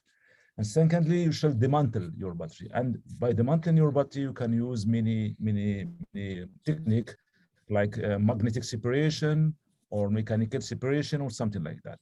After that, you should recover the electrode from the cell, and then you can develop your process. And the process that are commonly used is hydrometallurgy, pyrometallurgy, and other things, other technique. But in our case, in our lab, for example, we are using some hydrometallurgy by leaching. We are leaching, attacking by some reactant, and then we recover, we dissolve or recover the active material to be used in the next step. But this expertise is not mine. I'm just working with the guy from chemical process, hydrometallurgy, when we are combining our expertise to produce fresh battery from these spent batteries. This is what can I say at that time. Good. Other question from Mr. Ayub Bukhtib. He's asking, where is his question? Is there any possibility to make a battery more smaller without losing the performance? In Morocco, we said زد الماء زد الدقيق. No. The energy performance, the capacity is proportional to the active mass. Active mass. If you have small things, the active mass is small, then the capacity or the energy stored is low, so it will be okay for small things, for my laptop or for my this stuff. But if you like to store energy for vehicles or for solar energy, you should have a big mass. So it depends what you would like to do. It depends. Thanks. Any other questions? Please, I have a question. Who's else? Fatima, please go ahead. Fatima, yeah. Yes, please. Assalamu alaikum. So my name is Fatima Ghazwani. I am a student in Marrakesh in the University Qadi Iyad. I am in second year in the renewable energies and mobility electrical mobility. Sorry. So first of all, I would love to say thank you so much for Mr. Sadoun for this great presentation. Welcome. And you talk about the challenges of lithium-ion batteries, and you say that the cost is one of the important challenges, and you give an alternative that is sodium. My question is there any other alternatives apart sodium? And thank you. Okay. Practically or really, there are no alternative of lithium battery for e-mobility. For the e-mobility, a bike, a scooter, or electrical vehicles, there are no alternative. Lithium-ion battery are the best. Even theoretically, there are other technologies, but actually, lithium-ion battery are the best and will be the same technology, I think, for the next 10 years or so on. Maybe lithium solid-state battery will come, but it will be always lithium-ion batteries. But for stationary application, as I said before, we can shift for sodium, no problem. And now there are a lot of new technologies that zinc-ion batteries, for example, aluminum-ion batteries, and a lot of money is given by Europe for many projects on this development, this technology. But it's seems like they are in the early stage of development. It's okay, Fatima? Okay. Thank you so much, Mr. Sadoun. Welcome. Okay, and let's go for another question from Nohaila Regragu. She's saying here, thank you very much, thank you very much for your effort, Mr. Sadoun. My question is about sodium batteries. Can we see them without anodes? I don't know how you can see battery without anodes. Battery is defined as a combination of anode, electrolyte, and cathode. If you lose one component, you have no battery. So I don't know if you understand your question. We cannot imagine a battery without anode. Okay, Ms. Nohaila, if you want to explain your question also, it's open. You can talk, or you can write again to explain your question also. Okay, let's go for others. Who's there? Dr. Ahmed, you want to say anything? Yes, please, go ahead. I want just to ask you one question which is very important for batteries, the thermal management.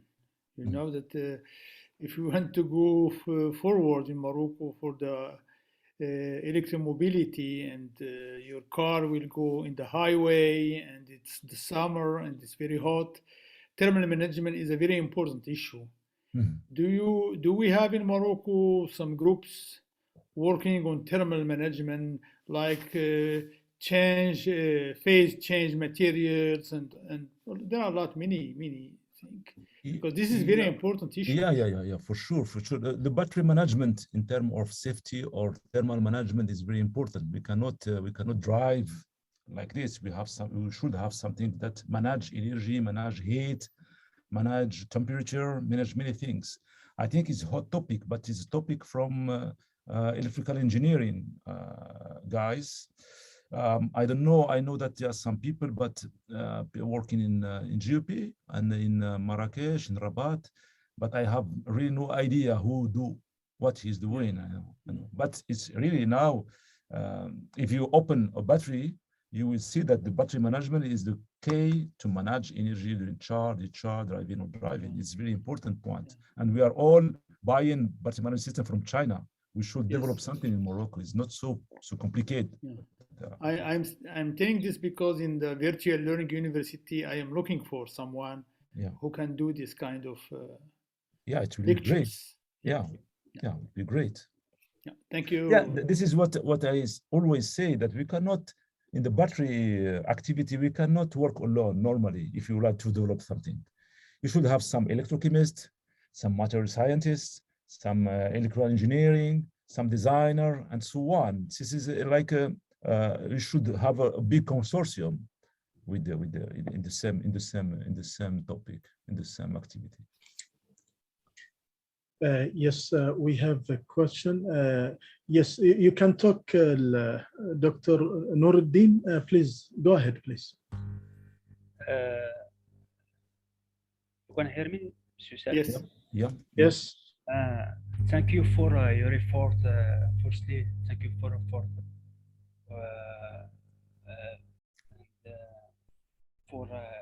quality of organization of these events. Thank you, Mr. Sajoun, for the quality of your presentation. And my question is for today we're talking about electric vehicles, for example. The future vehicles is electric vehicles, okay? And the difficulty or challenge of these vehicles is the stockage of energy, okay? And my question is for your opinion about the future materials for stockage for energy stockage. Thank you. I don't know if I understand your question.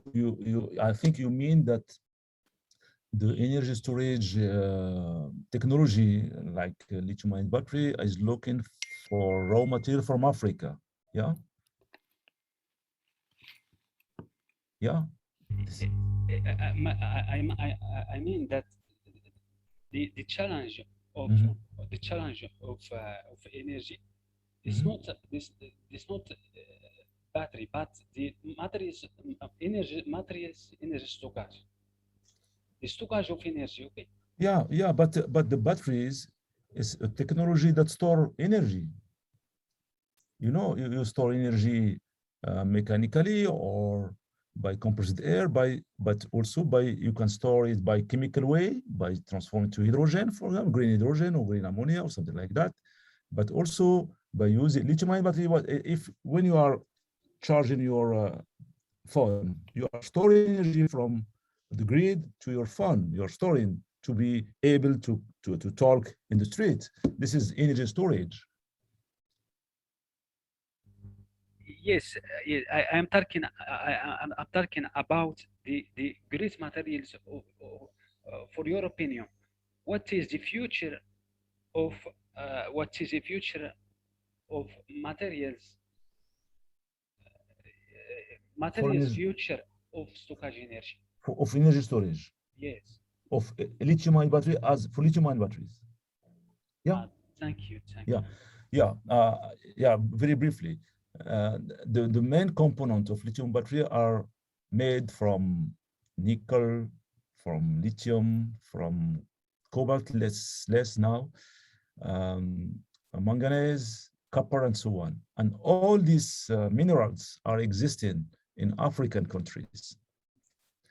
So the problem is we are exporting our raw material as raw materials, not like added value materials. So yes, Europe are dependent on lithium from Latinos, from Chile, for example, lithium, and from cobalt, nickel, manganese. For example, Volkswagen just signed a deal with the Moroccan Managem to boil all cobalt from Managem to BMW. So they are dependent on our mineral resource, but the problem is how we are selling our mineral resource. We should sell our resource not like a raw, but like our final of highly added value materials. This is the big challenge. Yeah, Ahmed Nawi has some watching. Yeah? Ustad Salam, if you allowed Yes, me. yes, please go ahead. Okay, we don't understand exactly the questions, but the topic is very interesting. And Saadun, he already started Africa, for example. We have a lot of raw material. And we don't have the technology to make our own batteries as fast as possible or any devices. So the only thing what we have is to sell to get some currency, some money, some euro or dollars. And of course, we are in a situation where we are under the pressure of the guy he wants to sell us something. Because we will buy medicament, we will drugs, we will buy. We have some political problems. Yeah, we have some political problems, etc. So of course, the way to get out of this is to follow Japan, China, Korea, etc. They develop their education system from A to Zeta. They have when I say they develop their education system, mean you have to make your kids smart as you can, and to give him some way that they understand that they have to love their country, etc. Through the democracy, the justice, it's the environment protection, etc., etc. And this is missing in Africa and missing in Morocco somehow. We are, of course, I should not say everything is dark in Morocco. No. We are in a good way, actually. We see that things are running in a good way. We see how elections are done very smoothly, very transparent. So we are very happy about this. But we are far away from having that we can take our raw material and produce devices, batteries, car, etc. Even car in Morocco, we say that we produce car. For me, we don't produce car. We make it together from with a contract. I don't know how it is from Renault, from other stuff. Even tomorrow, maybe Tesla will come to Morocco and they will gain. It's not really a win-win. It will be big W and small W. So it's very interesting this topic, but everything go through the education. We have to educate. We have to have good engineer. Even if you have very good engineer in Morocco or whatever, I talk any country, developing country. The oxygen will come to you because you have good engineer and you have less. It's the competition. They can compete when they sell their car, their stuff, etc. So it's very interesting this way. Although I don't understand his questions, but if maybe I understand a little bit of his questions. If he is talking about storage, of course, a car, when it's running in the highway, for example, it lost, it had to be recharged. Yeah. And this is, of course, in Morocco, we will have some contact point in the highway to charge. There is also a possibility to have a photovoltaic on the car.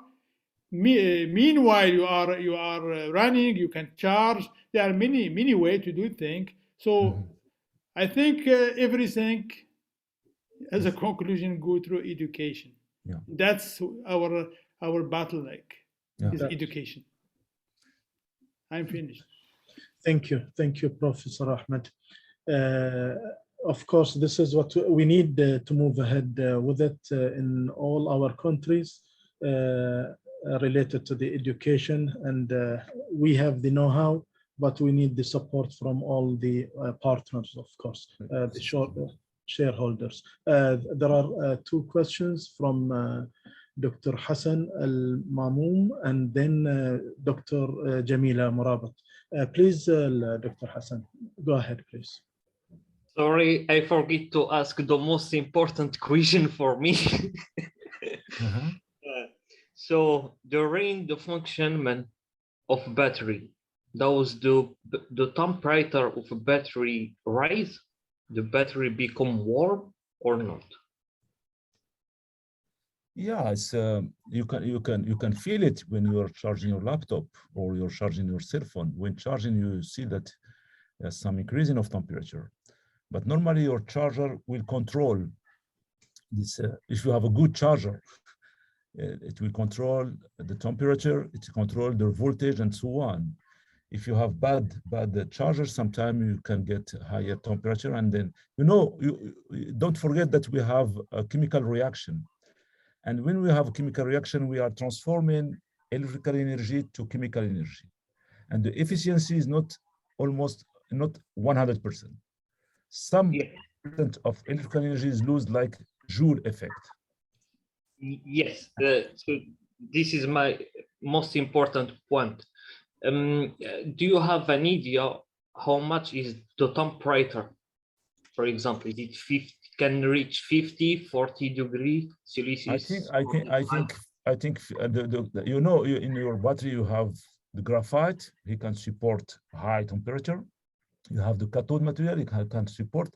But the problem is your electrolyte is organic medium, is organic solvent, and they cannot be stable over 70 or 80. I think they cannot be stable. You can get an explosion if you continue to increase the temperature inside. I am asking this because actually I am working on thermoelectrics device, which is converting the heat to electricity. It's another system. It's another system. It's another mechanism. Yes, we need heat to compress heat to produce electricity. So I'm thinking like no. You need Hassan. You need the material that transform this heat to electricity. Here in our battery, we don't have such specific material. So the heat you have, you will cause some damage on your laptop, because your laptop or your cell phone, because you have some circuit. If you increase temperature at high level, you can damage your cell. So it's not the same mechanism, because you don't have the same kind of material. Thank you, Mr. Hassan. Dr. Jamila, please welcome. Welcome. Good morning, everybody. Can I speak Arabic? No. Yes, go ahead. اوكي استاذ سعدون، كيف حالك؟ تشرفنا الحمد لله. شكرا استاذ احمد، انا بعتذر يعني عن غيابي الايام ما في مشكله. فقط نقطه بسيطه جدا، يعني بالنسبه للاستاذ احمد، هو تكلم عن مساله التوطين. لازم ان نميز بين توطين الصناعه وبين تركيب الصناعه. احنا في الدول العربيه عامه، الدول الناميه بصفه عامه، عندنا فقط تركيب صناعات. توطين الصناعه لم نصل اليها، او لم يتم منحنا هذا مثل اعطى مثال عن رونو، يعني عن تركيب السيارات.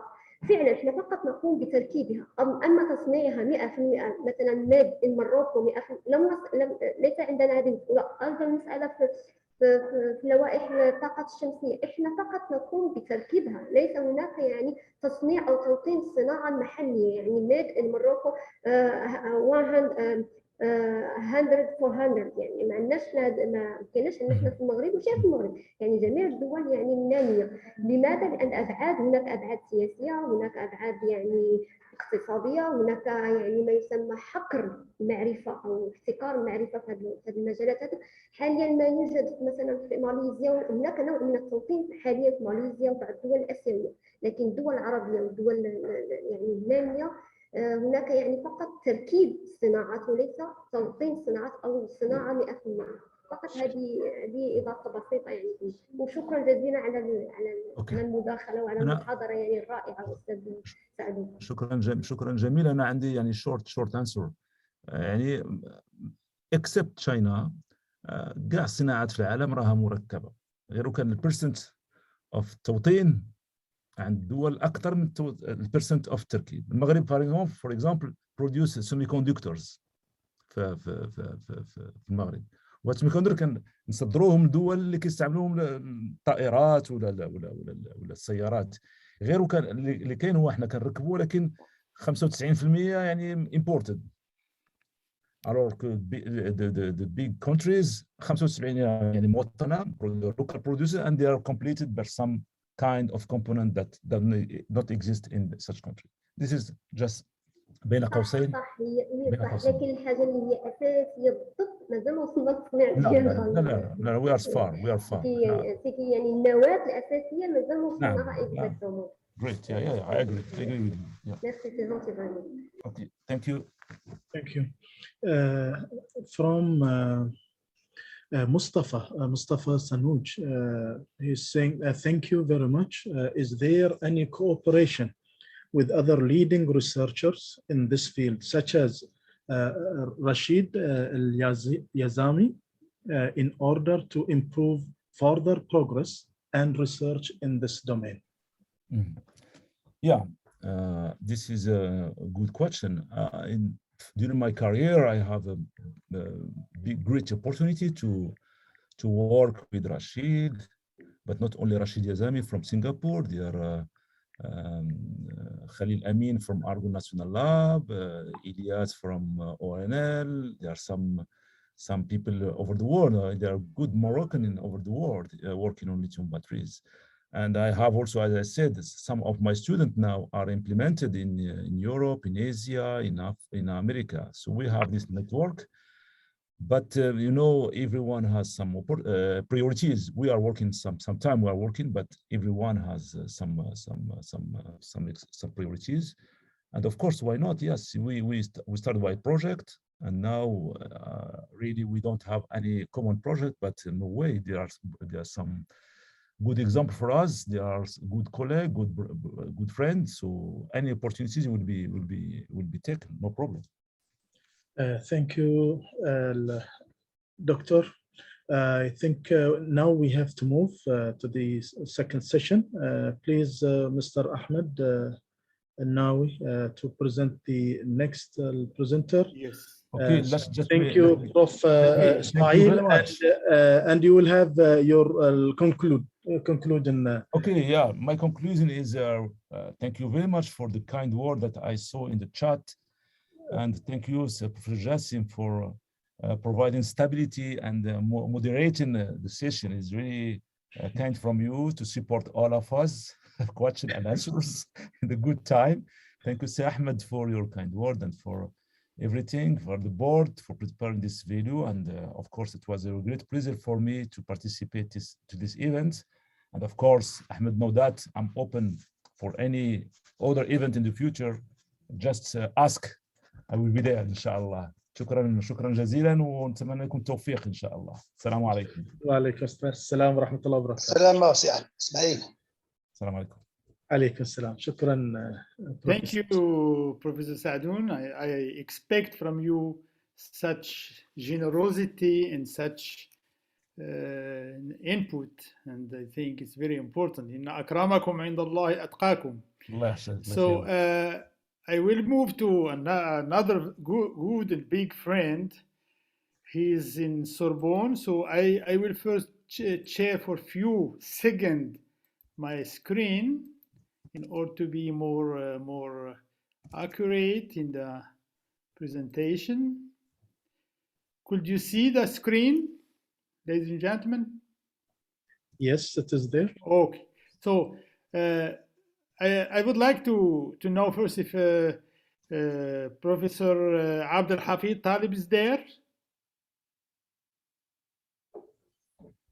Professor Abdel Hafid, are you there? Yes, I'm there. Thanks. Okay, very good, very good. Yeah. So I have to present you first. So Professor Abdel Hafid, he's associate professor at Sorbonne University in Paris. He earned his PhD in nanomaterials science from Paris, I think in 1988, and he built after his PhD immediately, because he's very good, he got a job and he built a laboratory facility at the Institut de Recherche de Chimie de Paris. I visit him there, and he has a very, very good lab. student, PhD student, postdoc, etc. And he created his own group on the development and the modeling of new structured materials and films. He designed new materials and he looked to the application of in the field of coating, magnetic storage support. He has more than 23 years of experience now in nanomaterial synthesis, characterization, and application, focusing on advanced functional material and application. He authored and co-authored an important number of high quality publication. I work with him a little bit and we have published a very good work. I remember when I had a PhD student, Nasiri, she came to Germany and then she moved to his lab and she worked with him and he take care of her. And I think he's still now having a very big interest for Morocco. He invites students from Morocco in his lab for a PhD. He manage in Paris that the student can get his PhD in Paris from Sorbonne. I think what he is doing for Morocco is a huge, especially for students. I want to thank him for all this generosity, for being with us, for accepting to give a syllabus on nanomaterials. By the way, he's working with Professor Benius. Professor Benius is doing the simulation modeling, and he tried to realize some of the idea on simulation and modeling. His talk on nanomaterial from the synthesis to the energy application is a very good talk, very good name. I want to thank him, and the floor is his floor, the virtual one. Thank you very much, Professor and friend Talib, Abdul Hafid Talib. So I will leave the screen if you allowed me for a few seconds. Now it's done, and you have the floor. okay, thanks you, Professor Nawi, for this kind introduction. And I would like also to thank you a lot for the huge job you did to beat up this virtual, learning university, and to bring together all these experts over the world and to put them to work together. So it's a great job, and I would like to thank you a lot.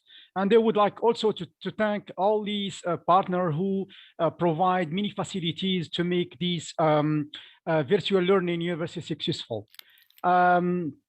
Today, I will try to talk about nanomaterial from synthesis to application, nanotechnological application. I will go through different application. I will give just a short view about this, and I will develop them more deeply in my different lectures in the future. Maybe I don't know if I have to share with you my presentation. You have to. I have to. Yes. Okay. You just go downstairs and yes, choose the green one. Yes. The green stuff. Just participant. Yes, this one. The green. You open it and then click. And then I will open my presentation, or you have to open first. You have to open first your presentation. My presentation. Yeah. Okay, great. This is done. Then you go downstairs and you take the green bottom where it's written sharing or partager in French. Option partager avant, partager avec à la fois. Just click on it. Just check this. Participant à la fois partager, plusieurs participants partager. It's green downstairs. Yes, I'm doing that. Yeah, then un participant à la fois peut partager, d'accord, okay. Yeah. Yes. Then you will find another one when you have to go to your screen to show us your screen, and then I'm waiting, but nothing is coming. It's not possible. I don't know why. Anymore. Why he don't allow me to? So then I have to go back to Salim. He has to give you the to allow please. you.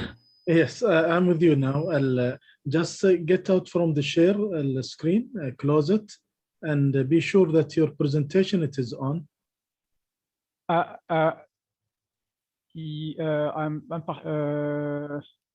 Because when I go down to this, no, before. Yes, okay, now it's PowerPoint. okay. Now it's okay. Yes. Yes. Now it is coming. Maybe take time just because maybe my computer is so low.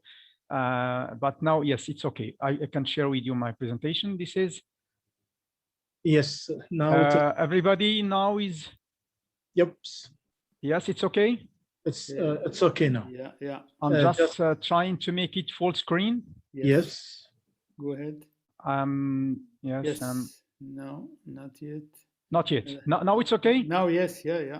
Okay, great.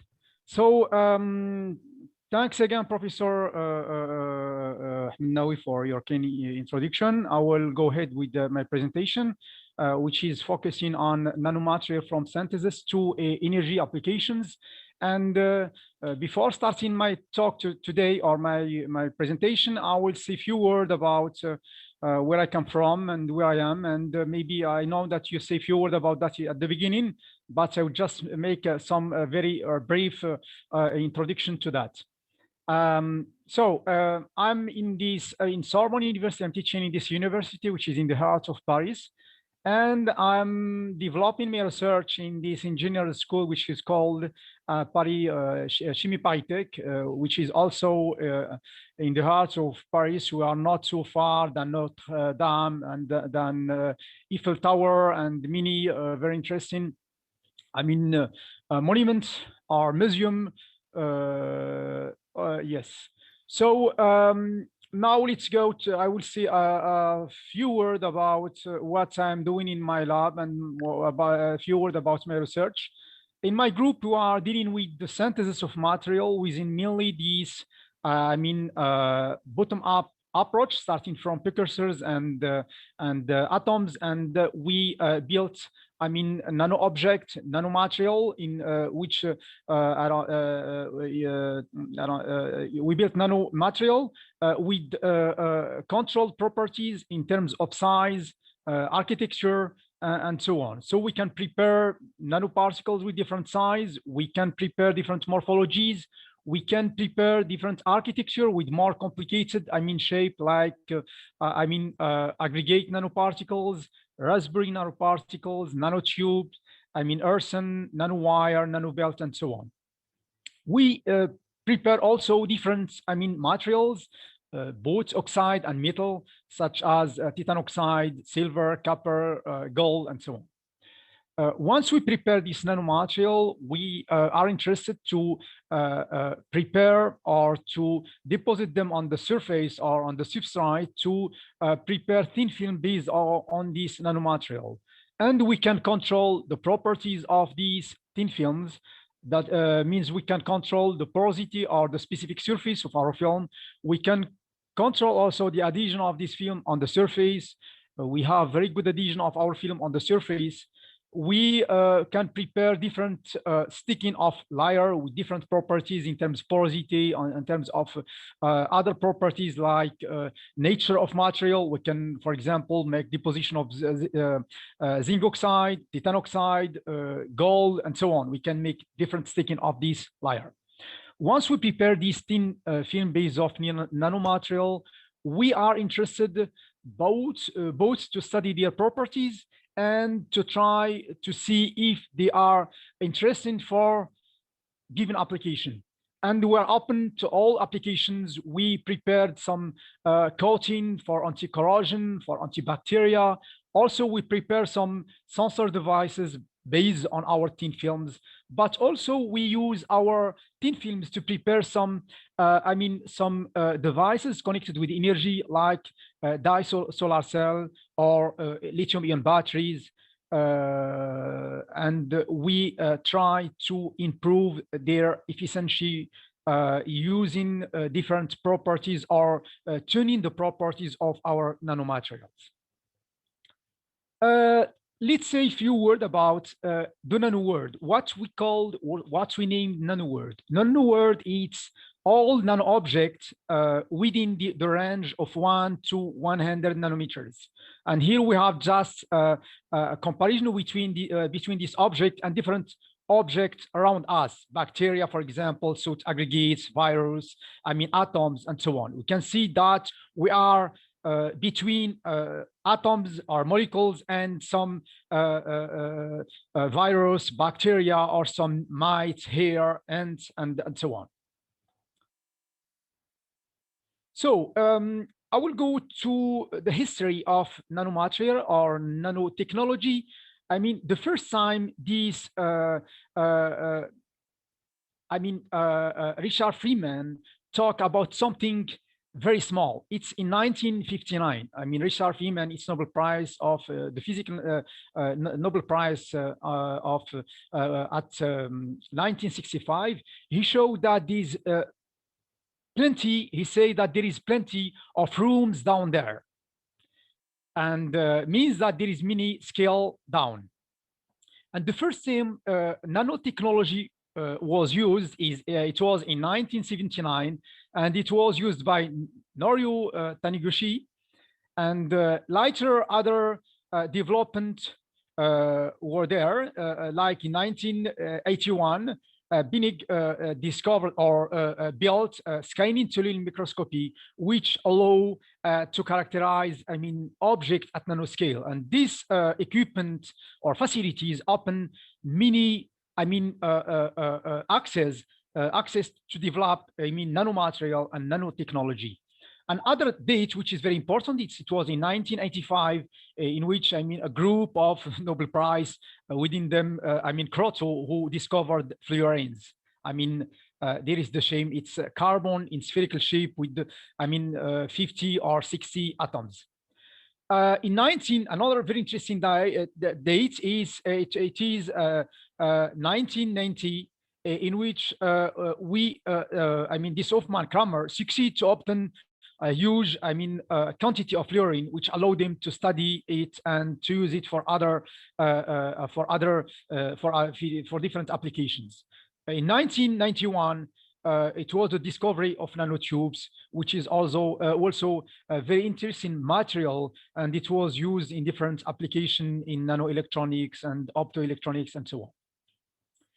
And all these invention and discovery have built the modern science that is still evolving today, thanks to nanomaterials, because they open a new, new route or new acts to develop material with new properties, which can be very useful for different applications in creating new applications or improving the performance of existing one. So, in my lectures, in my future lectures, I will go through different, things connected with nanomaterial, both different terminologies and definitions, which can make, all students and researchers starting this field to be familiar with this area. And I will go also with different families of nanomaterial and different facilities to characterize them. And I will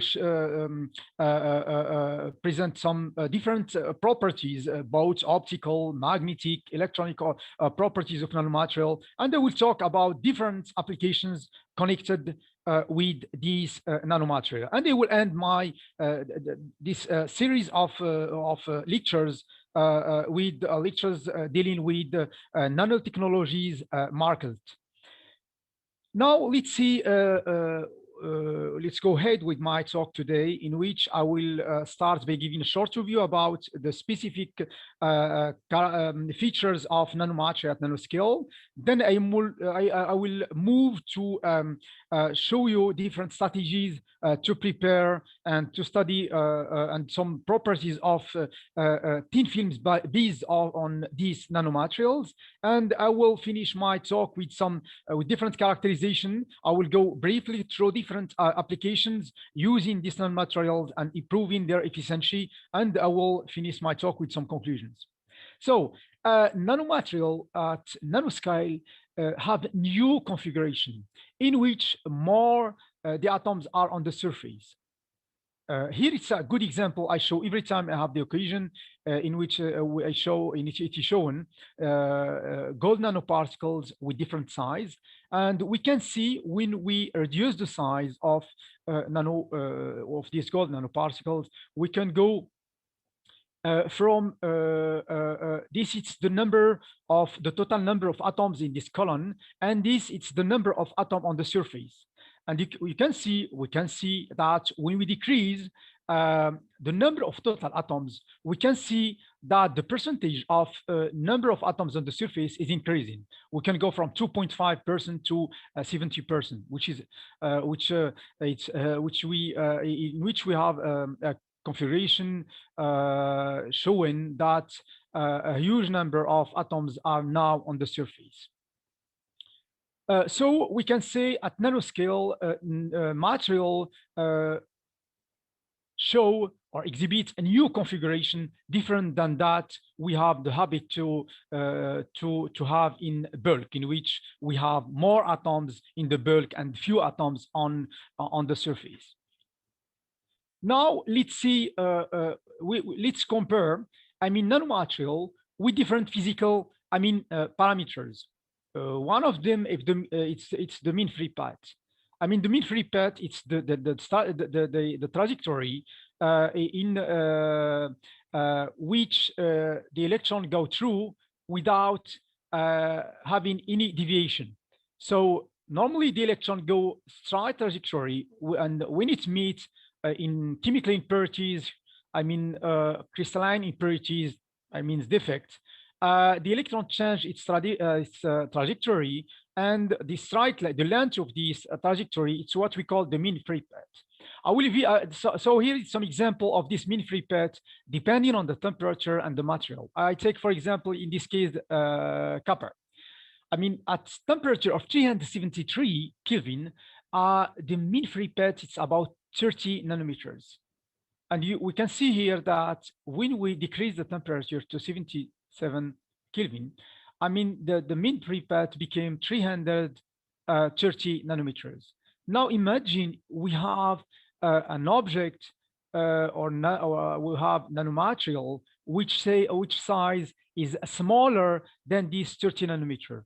What's happening is that we can confine electron in a space smaller than its mean free path. In this situation, we can have oscillation of the plasma. We can have oscillation or a collective oscillation of the electron inside this when it is excited by a given field. And this oscillation can absorb at different wavelengths. Depending on the size of our nanomaterial, we can have the absorption of our nanomaterial at different wavelengths. And the very simple, model or theory which can help us to understand this, it's the mean theory, in which this absorption will depend on the radius of our material and also on the environment of our material through these constants. So here is an example from the work I published in 1998, in which we show, in the case of silver, that when we decrease the size, we have the shift of this resonance plasma or the absorption of our material to low energy. So by tuning the size, we are able to tune the absorption of our material. This is very good work done by Il Said and published in 2010, in which he showed that also the shape of this nanomaterial can be a very important parameter to tune their absorption or their absorption. And we can see here when we increase the large or the big axis of these nanorods. Here it's gold nanorods, in which we increase the large axis, the big axis. When we increase this, we can have a shift of this resonance to high wavelength. So he show here clearly that also the shape of our nanomaterial can be very important parameter to tune their properties. Now we can say a few words about what's happened with magnetic properties of these nanomaterials. At this scale, we have a new configuration, and we have new magnetic properties. I will give you just comparison with, configuration of bulk material and nanomaterial. In the case of bulk material, we have multi domains of magnetic moment, which are oriented in different orientation. And between them, we have what we call block walls. And this block wall separates, two orientation of magnetic moment. And we can see here that in this carton or this scheme that we start from one orientation, and to move to another orientation, for example, we have a given space in which our spin take different orientation until it go to the final orientation. And this length, it is about 10 nanometers. So now if we have a nanoparticle which size is smaller than 10 nanometers, our nanomaterial will be monodomain. We cannot have magnetic multi-domain. And in this case, we can have new properties in which the relaxation when we applied magnetic field will be different.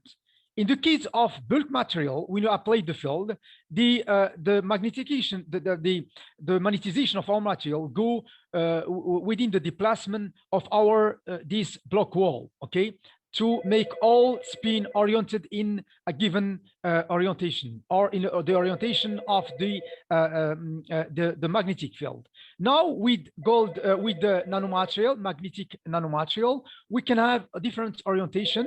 And when we applied our field, the orientation of our magnetic moment within the nanoparticle can go through different phenomena.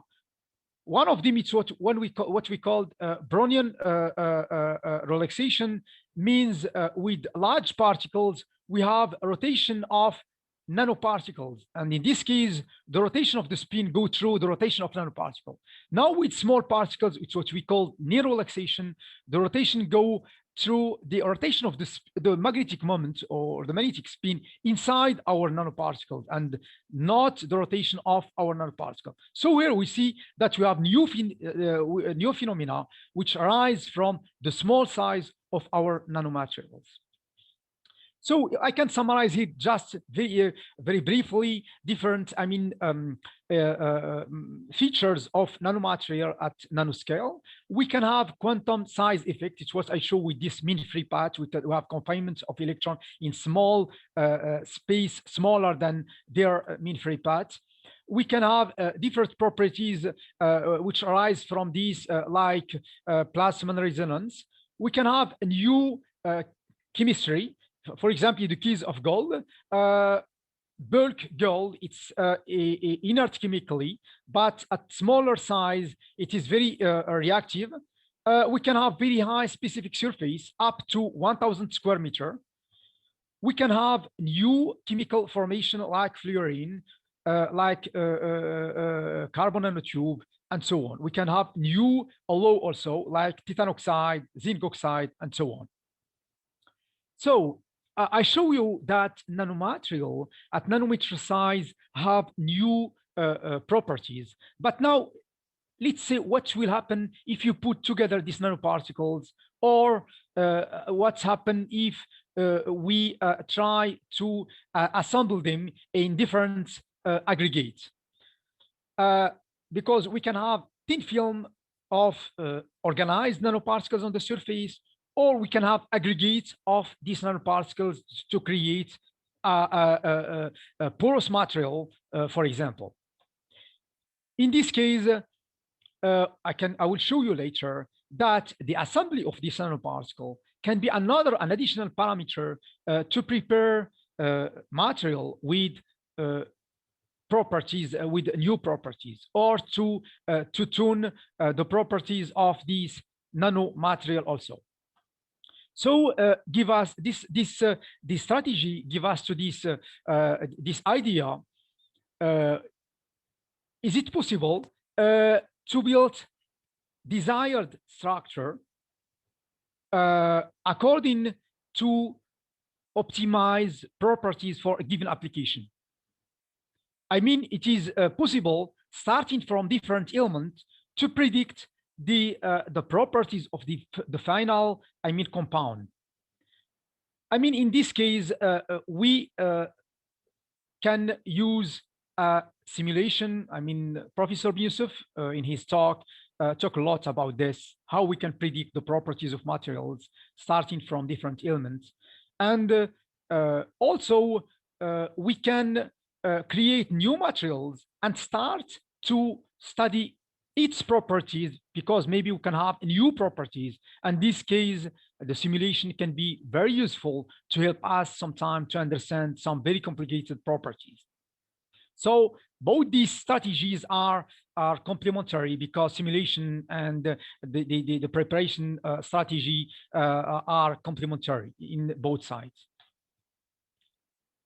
So here I will give you an example in which we show that the organization of gold nanoparticles on the surface can be in two-dimensional structure, can be one of the manner to tune their properties. I showed you before that gold nanoparticles, for example, their shape and their size can be a very crucial parameter to tune their properties, but also their organization on the surface can be another parameter to control their properties. And in this case, we check the properties of these optical properties of these two-dimensional of gold nanoparticles on the surface, and we show that clearly we can have optical anisotropy, in which we have two plasmon due to the organization of these nanoparticles on the surface.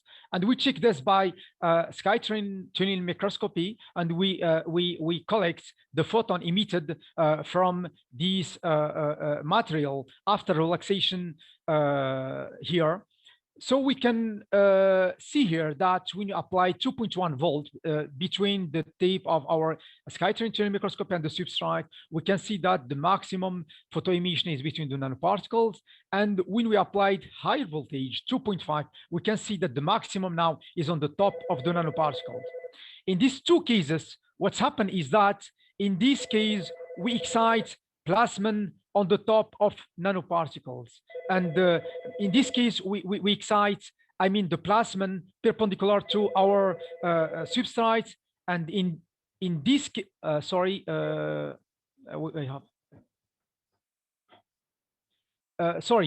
In this case, we have a maximum of photoemission between nanoparticles. That means we excite the plasmon parallel to our substrates. And in this case, we have the maximum photoemission on the top of the nanoparticles, means that we excite the plasmon perpendicular to our substrate. That means we have two plasmon which are excited at different energy. That means we have a certain anisotropy, which is which we can understand if we take into account the interaction or dipolar interaction between these nanoparticles. Because as we have spherical nanoparticles, normally we expect only one plasmon resonance, because we have our shape which is isotrope. I mean, all the directions are the same, and normally we have only one resonance peak. And the fact that we have two resonance peak, that means the organization of these nanoparticles induce the appearance of new resonance and new absorption. Now we show also with magnetic properties that when we put together these nanoparticles and we make two-dimensional structure, we have a shift of the blocking, I mean, temperature, which is transition from, I mean, ferromagnetic behavior, which is ordered state, to super paramagnetic behavior, which is disordered states. And this blocking the temperature is the border between these two states. And we show clearly that when we organize these nanoparticles in two-dimensional structure, we have a shift of this blocking temperature to high temperature. That means that probably what's happening in this case, we have a collective switching of this magnetic spin from up to down, and we don't have a single, switching as we can have in individual nanoparticles. So we have what we can call collective properties due to magnetic interaction between these nanoparticles. So again, here we show that two-dimensional of this magnetic particles can induce the appearance of new properties due to their assembly in two-dimensional structure. So other manner to tune their properties is to put together different semiconductor, one which have a small band gap and another one which have large band gap. And if we put them together, the assembly of these nanoparticles can absorb in high wavelength, and we can extend the absorption of these assembly to visible and infrared. So again here, the assembly of these nanomaterial can allow to tune their absorption. This in the case of the semiconductor, we can put together different, nature of oxide here or semiconductor, and we can tune their absorption in different spectral wavelengths. So here it's another example in which if we put together nanoparticles, we can create a new roughness or new configuration in which we can change or we can tune their within properties. What's happened if we have smooth surface? Normally we have its Young model, which can predict the behavior of our droplet on the surface. And we can see that if we put nanomaterial on the surface, or if you make nanostructures, if we prepare nanostructured surface, what can happen is that we can trap air on this roughness, and our droplets can be supported by both, our material and the air trapped in our roughness. And in this case, we can have very high contact angle, let's say about more than 152, which can give rise to superhydrophobic behavior. So in this case, we can have new properties which are due merely to this nanostructure or nanomaterial on the surface of our substrate. So again, here we show that this nanomaterial can give us or can allow us to have a new surface properties. So to prepare this nanomaterial, there is different strategies. One of them is to start from bulk material and to cut this bulk material into small piece. And in this case, we can reduce the size and we can prepare nanomaterial. It's what we call top-down approach. We start from bulk and we go to down. And within these approaches, we can have mechanical synthesis, lithography, and so on. The famous and the more used, approach, and even in the industry, it's the lithography. We can have optical or electronic lithography. Another approach to prepare this nanomaterial is to start from bottom and to go to up. Means we start from atoms and molecules, and we try to prepare nanomaterial. And within these approaches, we have different techniques. We have sol gel, hydrothermal, evaporation, condensation, chemical reduction, and so on. In my group, we are preparing nanomaterials in mainly this chemical approach, bottom up, using different precursors and using different reducing agents, stabilizing agents, and we can prepare, different material with different properties in terms of size, polydispersity, and so on. So here I show you just one example of gold, in which we can have we can control accurately the size of nano particles we prepare. The polydispersity is about, let's say, less than 10%. And we can prepare different size going from 2 nanometers to, let's say, a few 10 nanometers. And these normally, after synthesis, we can functionalize these nanomaterial with different molecules on the surface, which can, improve both their stability or can provide them a new properties. Okay, so we can also, by functionalizing this nanomaterial, we can tune also their properties. I mean, it's very flexible material.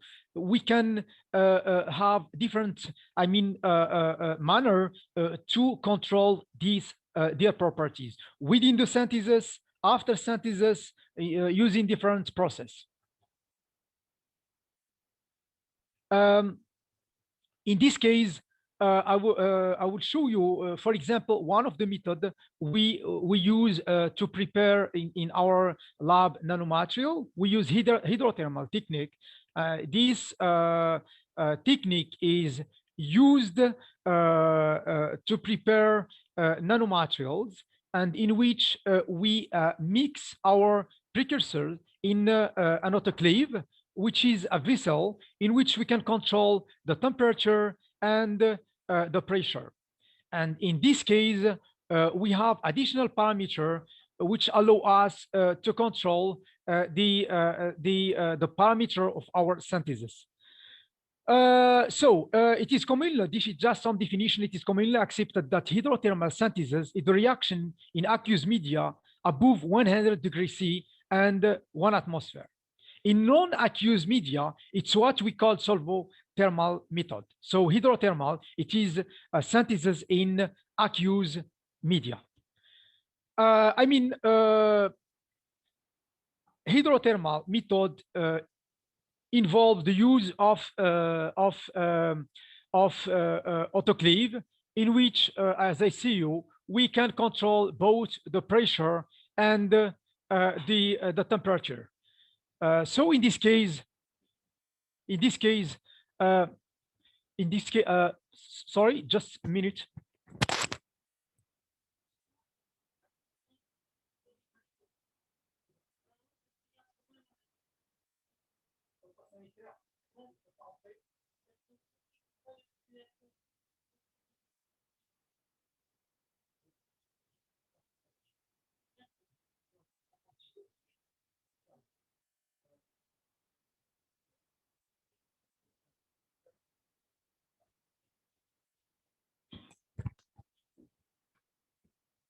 Sorry for this inconvenience. I mean, it's no, it's okay. Let's go ahead with the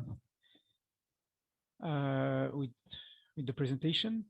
So yes, with hydrothermal, we have the opportunity to use the pressure as additional parameter to tune their properties in terms of size, morphology, composition, and so on.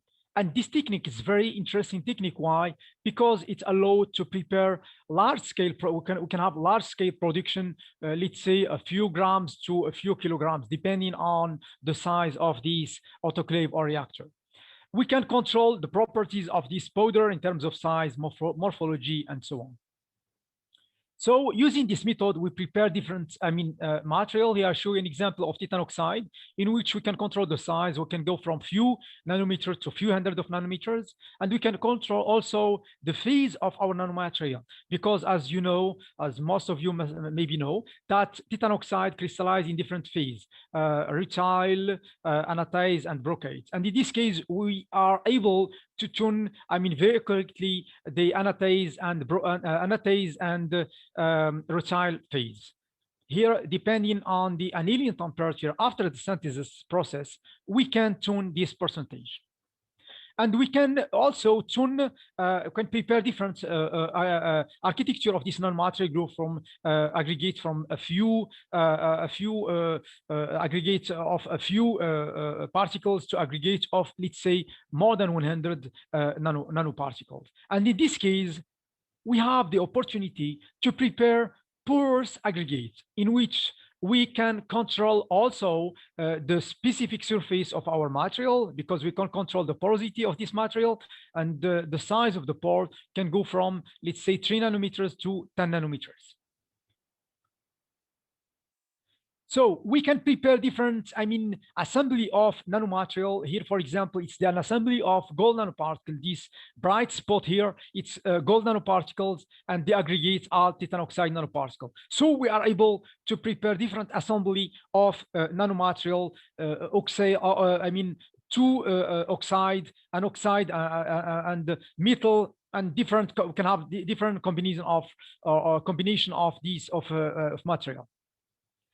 Here again, it's titanium oxide with gold nanoparticles. And here I show you that we can control the content of gold nanoparticles in our titanium oxide. I mean, we can increase the content of nanoparticles depending on the proportion we use at the beginning of our synthesis. So here it's another example in which we prepare, raw titanium oxide, and we can decorate this raw titanium oxide with different aggregates of titanium oxide. Means in this case, we can, for example, tune their, specific surface in different condition of synthesis. So here, depending on the temperature of the synthesis, okay, we can prepare different morphologies. We can have aggregates of titanium oxide, nanobelts of titanium oxide, nanotubes, nanoearthen, and so on. We can prepare, different morphology depending on the conditions of synthesis. And we can have very high specific surface. We can reach something around 434 square meters per gram with pore size of about 10 nanometers. So maybe today I will not go through the synthesis detail because maybe I will not have enough time. I will move very quickly to another example of nanomaterial we can prepare. This is a collaboration I have with Professor Ben Youssef and the group from Rabat, in which we succeed to prepare phosphorine, which is 2D material, using this hydrothermal material, and we can control the size of these phosphorine aggregation. And we characterize this with different techniques like Raman spectroscopy and also X-ray diffraction. And we show clearly that we have phosphorine with different, sticking layer. Now, once we prepare this nanomaterial, I show you different example with different size, different morphology. We can use different techniques. In my lab, I'm using this technique, which what we call centrifugal technique, which is very cheap technique, very simple to use, and we can prepare very uniform thin film, and we can control accurately the size, the porosity, the architecture. Here is the characterization of different film we prepare. So we can see here that we can control, we have homogeneous thickness of our film, going from a few micron to a few ton of micron. We can control the architecture of our sticking material. We can stick different material with different porosity, with different nature. We can make us also thin films of, for example, nanowire, thin oxide nanowire, and this technique allow to prepare, different architecture using different size of material, different morphologies, and different nature. So now I will go ahead with the nanotechnology application of this nanomaterial. These nanomaterial are involved in different areas, both energy, healthcare, and electronics, biomedical, environment, and so on. Today, I will talk maybe about a few examples in this renewable energy and on energy field. I will not talk with others. Maybe in my lecture in the future, I will talk about other applications. So now the question, it can be, why nanomaterial? What is the advantage of using nanomaterial, or what the limitation which nanomaterial can overcome? In the case of photo conversion efficiency, I show some of them because in each application we have some challenges. Now I show you those belonging to photo conversion efficiency. Most of you know that using, for example, large band gap semiconductor, for example, zinc oxide, titanium oxide, we have large band gap, and this large band gap we can absorb only in UV spectral domain. And you know that in solar spectrum, UV is just only 5%. That means we lose 95% of our light. So if we want to increase the efficiency of our devices, we need to extend the absorption of our material to visible light or infrared region. So nanomaterial can have the challenge to extend the absorption to these domain of the UV, the visible domain and infrared domain. We have this nanomaterial can improve the light scattering our semiconductor film. We show, for example, in the case of nanoporous semiconductor, we can have a scattering of light, and we can increase the harvesting of light, which can allow also to improve the efficiency of photoconversion. We can avoid the combination of photogenerated charges, hole and electron. We can improve the charge transfer by improving the interfaces between our nanomaterial or our oxide nanomaterial. And we can reduce the cost because we can have a huge specific surface using small amount of our material.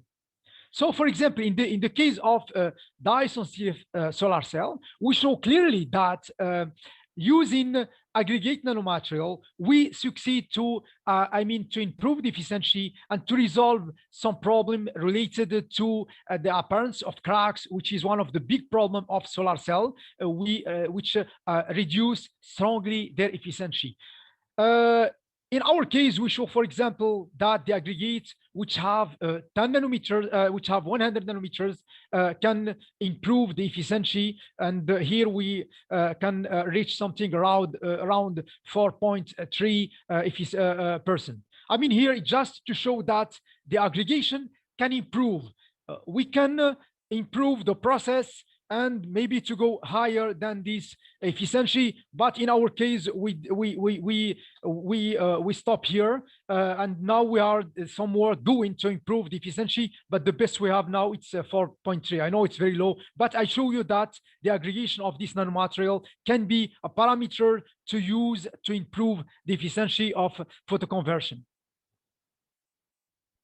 This is a very good example, which is published in the literature, which show also, they show also in their case that combining different architecture of aggregates, we can improve the efficiency of the photoconversion, and we can reach something around 7.6 efficiency percent.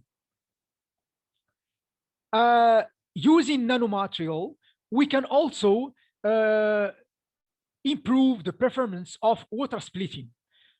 You know that the water splitting,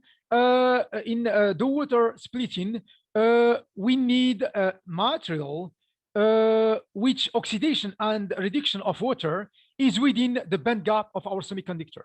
And in this case, when we excite our semiconductor, we can have here the reduction, and we can have here the oxidation. I mean, the hole can induce the oxidation, and the electron can induce the reduction. And in this case, in one side, we can have the production of hydrogen, and another side, we can have the production of oxygen. And in this case, using nanomaterial with extended absorption in UV and infrared spectral range, we can improve the splitting, the water splitting efficiency, and so nanomaterial can be a potential candidate for this application. Here it's another example in which nanomaterial can provide a solution to resolve some problem connected with solar cell or photovoltaic application. Most of you know that in deserts, using this solar panel, their surface can be covered by dust, and the accumulation of this dust on the surface can reduce their efficiency. So To clean this panel, we have to look for a solution. Otherwise, in a few months, few years, I mean, we can reduce strongly the efficiency of conversion of this panel, and we can reduce the electricity produced by this panel, which is not very good point for the use of this panel in desert, in which we have, lot of sun. I mean, in desert we have a lot of sun, and normally we can have a huge production of electricity, and we can have some solar park. So here I show some strategies to clean this panel. One of them is to use human labor, and in this case, if you have a small surface, it can be okay. For example, the solar panel on the floor of houses, it can be okay. We can clean them by water and using human labor. But if you have a huge park with some, for example, 70 acres on land, human labor, it's not good solution for this problem. We can use, for example, cleaning robots. Of course, it can be one solution, but in this case, we increase the cost. If you use this robot to clean this huge surface of panel we have, we will increase the cost of our electricity, and it is not good for the use of this panel to produce electricity. One of the solutions is to use, nanomaterial, or to use self-cleaning coating.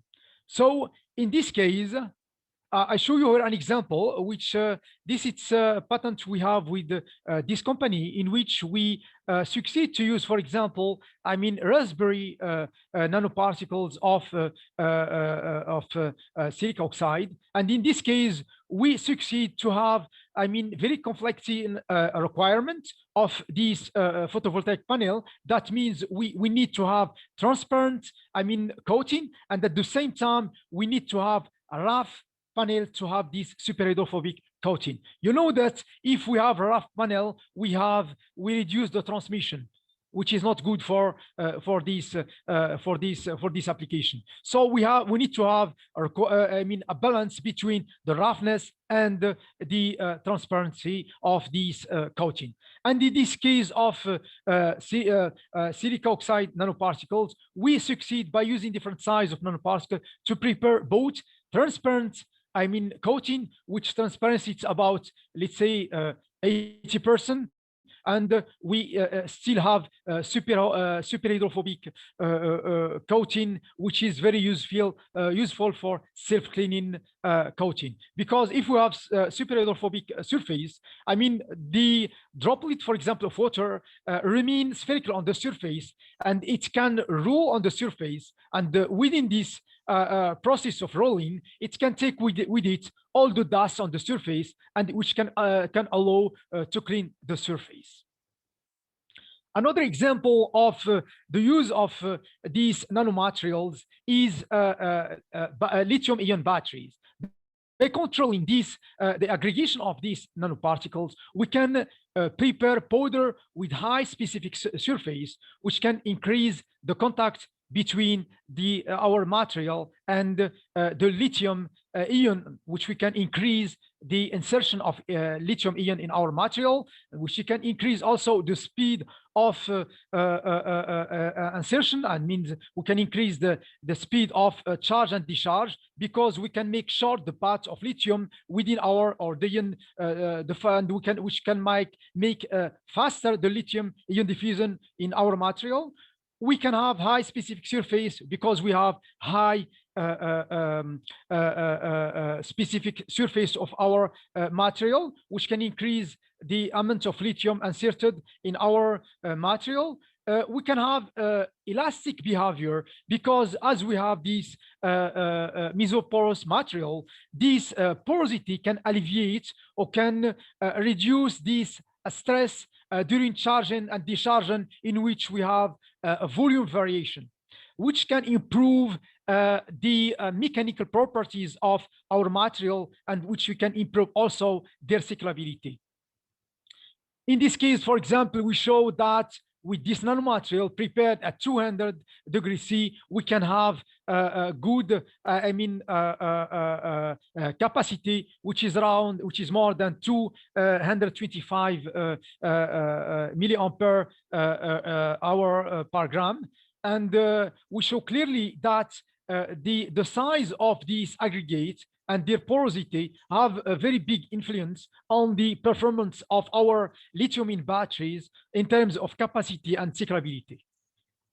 So in conclusion, I hope that it convinces you that the assembly of nanomaterial can be a very good approach to control or to build a material with controlled properties to optimize the performance of targeted application.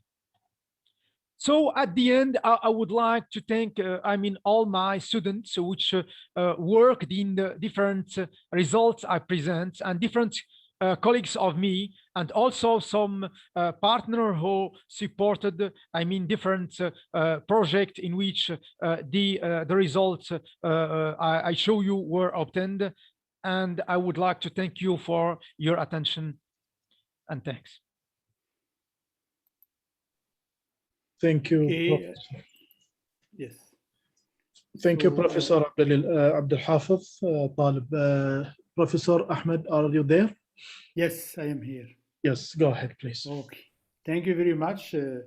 You can now take out your presentation. I just want to show some stuff about you, and it's very important. First of all, thank you very much. I will switch to Arabic because we need sometime a little bit of our language to talk about science. الأستاذ أو بروفيسور عبد الحافظ طالب أستاذ بجامعة السوربون ومدير مجموعة الكيمياء الكهربائية والطاقة ونمذجة البنية النووية والأغشية الرقيقة. الموضوع موضوع رائع ومتعدد التخصصات، وكما تعلمون أصبح البحث والتطوير في مجال النانو تكنولوجيا من أولويات الدول المتقدمة، وتم توظيف هذه التقنيات في كثير من المنتوجات والصناعات، مما أدى إلى منتجات ذات كفاءة متزايدة، حيث أحدثت تقنية النانو ثورة في مجال صناعية عديدة.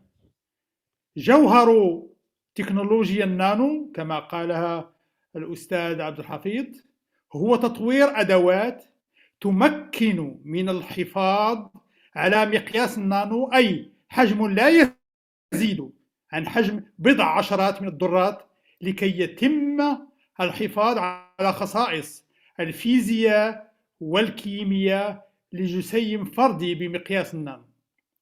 البروفيسور عبد الحفيظ طالب أستاذ من جديد بجامعة السوربون ومدير مجموعة الكيمياء الكهربائية سلط الضوء على دراسات تم تحقيقها في مجموعته، والمعرفة التي أصبحت متوفرة والمتعلقة بهذه المواد المركبة النانوية، واستعمال تكنولوجيا النانو في ميدان امتصاص الطيف الشمسي وتحويل الطاقة الشمسية وتخزينها، والمواد لتحليل الملوثات وامتصاص رنين البلازمون كما تحدث عنه في الأول، البلازمون السطحي، وتصميم مواد ذات بنية نانوية شديدة المقاومة للماء أو الكارهة للماء سوبر هيدروفوبيك، والطلاء الذاتي للتنظيف بهدف تحفيز أداء الألواح الكهروضوئية كما قالها في آخر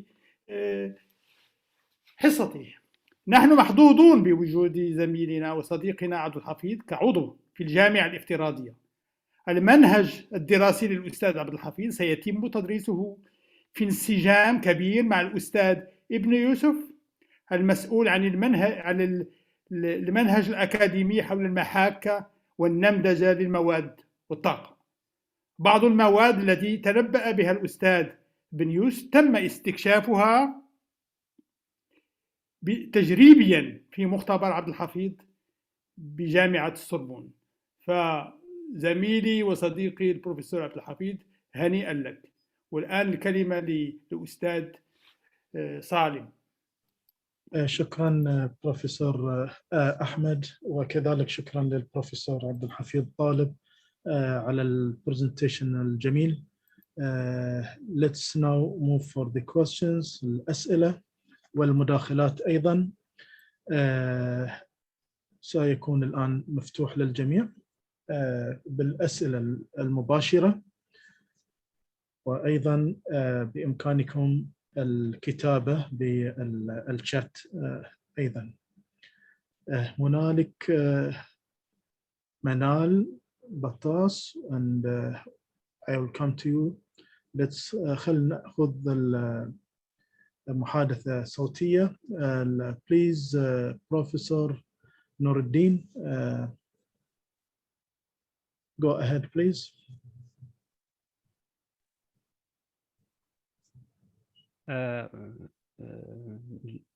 Mr. Salmi, you can hear me? نعم الصوت واضح. تفضل. Thank you Professor Abdel Hafid for your presentation and for the quality of information about nanomaterials.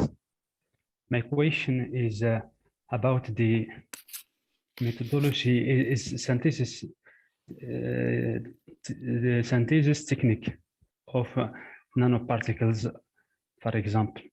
What about electrodeposition?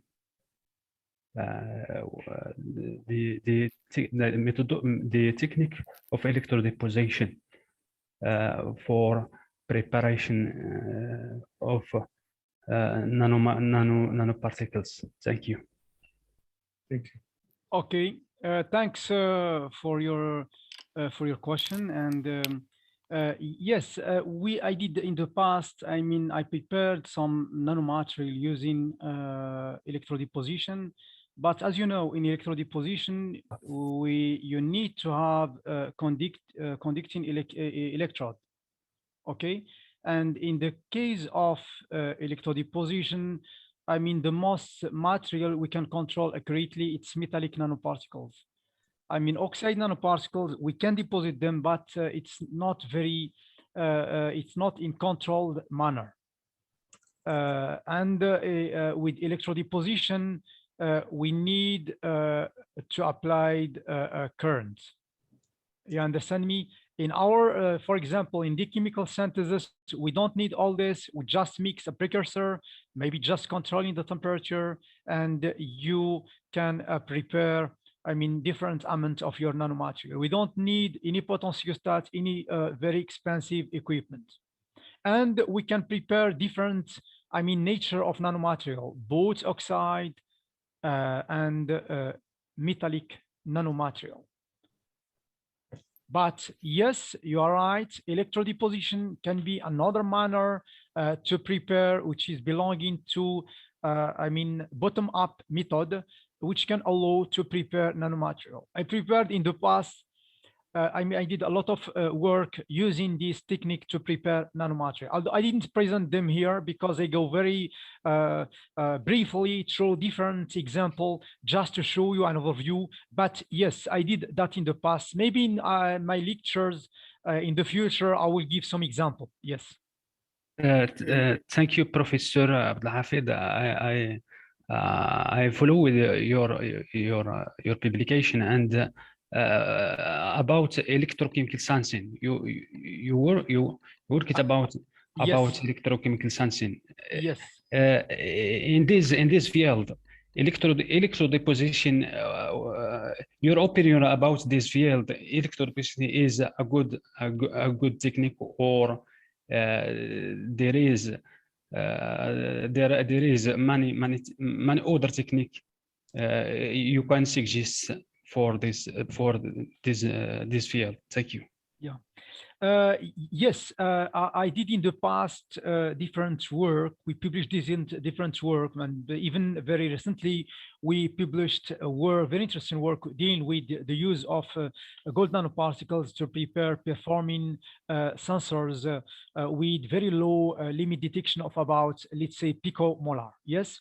And yes, I can electrode deposition technique can be also used to prepare, I mean, sensors, because with using electrode deposition process, we can deposit nanoparticles on the surface, and also we can prepare some. We can increase the specific surface with.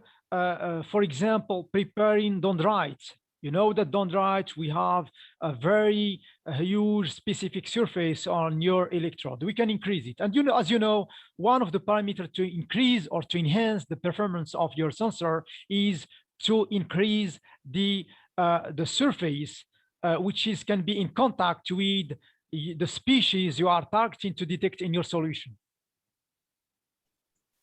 So yes, electrode deposition can be a good approach to prepare sensors. Thank you, Professor.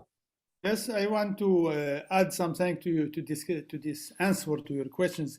It's the electrode deposition is very interesting if you use template. This means you deposit one polymer as a template. So you have holes very well organized on a metal, and you deposit even oxide, etc. And then you remove the template with UV or something like this, and then you will leave your nanorod or whatever. And so the electrode deposition is interesting, but it has to be mixed to another technology, like to make template. Dr. Ahmed, if you excuse me, you're talking about implanted polymer ion or implanted polymer molecules? No. I'm just. I know that the MIP. I mean, molecular implanted. This is another manner. What Professor Ahmed talk about is to use a template. For example, we can use alumina template, and in which we can have deposition of given material, and then we can remove the template and we can have some nanowire, for example, or nanorods perpendicular to the surface. Yes, this is another manner, but to make electrode deposition with, enhanced specific surface, there is different approach. One of them, it's you are right, Professor Nawi, this is one approach. Another one is to make, for example, templates of SiO2. And using SiO2, for example, we can have a porous material, because at the end of the last step of this process, you can move this, let's say, latex particles, SiO2 particles, and you have a structure with your, for example, metallic nanoparticles. Yes, silicon oxide is the most used. Yeah, all right. Yeah. Okay. Great. Are you meaning substrate or templates, Dr. Ahmed? Once again? Substrate, you mean? No, template. Template. You have your metals, which is the electrode. Yes. To give electron, and then you deposit a material, which is a template. This means there are some place where it's free. Okay. But they are very well organized. And then you deposit what you want. And then at the end, you take the template out, and what is left is just this nanorod of the material what you like to have. Thank you. It is. It's very well documented in the literature. You have just to write electrode deposition template, and you find plenty of publications. Okay. Yes, who's speaking? It's Manal Battas. Did you hear me? Yes, Manal. Now your microphone today, it's okay. And because I borrow one. so go ahead. We can hear you. Go ahead. Thank you so much. Thank you so much, Professor Salem Ammar, and thank you all of you for this webinars. It's really interesting as for us as the PhD students and doctor and so on. My question is related about light scattering theory. So I want to know which light scattering theory did you use in your application, and what's the main factor that you focus on? Is it haze factor or AED, or you told me, can you tell me more about this type of factor and the theory of light scattering, especially in this nanomaterial technology for solar cells, or so for all the application that you present here? Yes. Thank So in the case of solar cell, I didn't do any theory. The only theory I did before, it was in the beginning of when I started my career. It was to study the optical properties of metallic nanoparticles.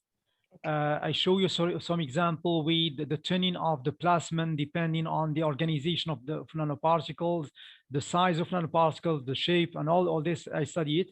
And there is different theory to study the optical properties of nanoparticles. The very simple one, it's mid theory, which take into account just only the size and the environment. But you have this effective media theory.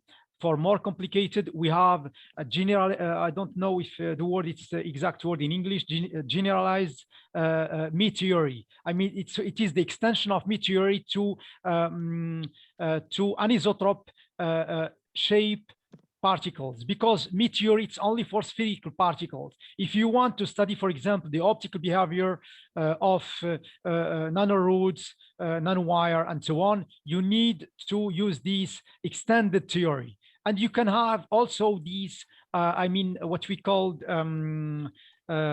effective media theory, which is more powerful theory to study more complicated system. You have also what we call it's stratified theory, which is for the sticking of different layer of nanomaterial.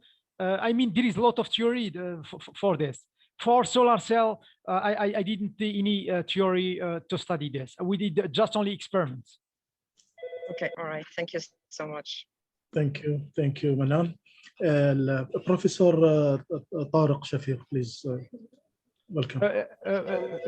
Please, just only one moment. I have one call. I just stop it and be back to you. All right, okay.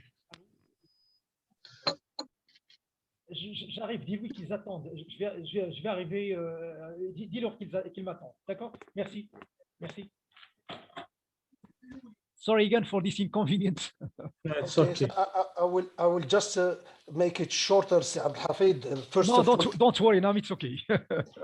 yeah, because you know it's very interesting topic, and also it give me some ideas regarding the issue, because we are carrying out some similar research in our laboratory. I think we discussed last time once we meet in the meeting here in Tangier.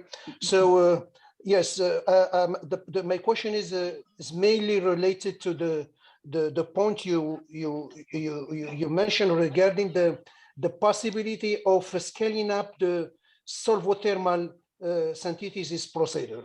So can you tell us a little bit more about this issue, and tell us how much scale did you manage to reach with this technique? I mean, this depends on the volume of your reactor. You can buy different volume, you know. Yeah. There is companies which sell different volume of this reactor. Okay. I know. For example, in my lab, the maximum, because I don't have very big reactor, the big one I have, it's, let's say, it's about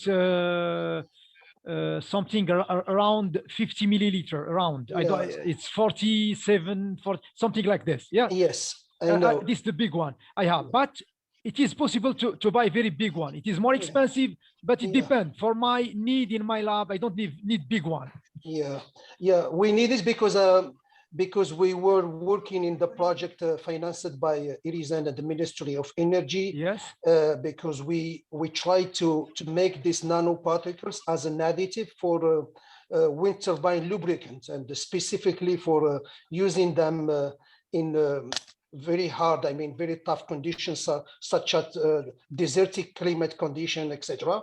And we at the lab scale, we got some very interesting results, and because we were having this industrial partner with us, and of course the first question they will ask you, because since you are a laboratory having the laboratory results and the university research, we just come with something like one gram of nanoparticles. It is no longer interesting for the companies. The companies, they are talking about, I mean, when you want to talk with them, you have to bring a significant amount of samples. And as you mentioned, and you are, I agree with you. So we were looking for the biggest and the largest reactor that could exist in the market. And of course, if you want to move a huge and a significant reactor, it costs a lot of money. And also, there is also an important issue with this. If you want to produce this kind of nanomaterial, there is also a safety issue, because we are using autoclaves, and that means we have to pay attention to the pressure we reach and these kind of things. So sometimes if the calculation are not done very well, so we may have some very, some very not very good surprise. So this is, I wanted just to share with you this comment, and following our experience in this field, and just to point out that, of course, when we carry out research at the lab scale, this is just to give an evidence for a proof of concept. But the main challenge, if we want to move ahead for scaling up the result we obtained at the laboratory, so this is a completely different a problem, and that we should have a lot of technical and engineering issue and also some competencies. So thank you very much, and that was my comment. That's all. Thank you. Thank you. Thank you, Professor Tariq. There is a question from Hisham Sufi. Hi everyone. Thank you so much, Professor Abdul Hafid, for your nice presentation. Please, I want to know why titanium dioxide used as nanoparticles in nanotechnology. Thank you so much. Please, Prof. Abdul Hafid, your microphone, it is closed. Please. Yes. Now it's okay. Yeah. Now it's okay. Okay. Why we used titanium oxide in nanometer scale? Yes, this is the question. Okay, I mean the first answer, it's gonna be the specific surface. With at nanometer scale, we can have a huge specific surface. You understand that it's a very good point for different application, because we can have a lot of interaction between our material, large surface, which is in contact with our environment. This is one of the points I can say. The second one, at nanometer scale, we can tune their properties. As I show you, we can start from nanoparticles to create, for example, porous material or porous powder with controlled porosity. You understand? This is also one very important thing using nanoparticles. We can start from nanoparticle to prepare more complicated architecture, which have more porosity and in which we can control the porosity. This is another issue. Now, titanium oxide, it's a very stable material. We can use it in different environments, which is very interesting also. It's why a lot of people use titanium oxide because it's stable material in different environments. What I can say also, it's a material which allow us to tune its properties, because you know titanium oxide, it's very large band gap material, but we can dope this material which can allow us to tune its absorption.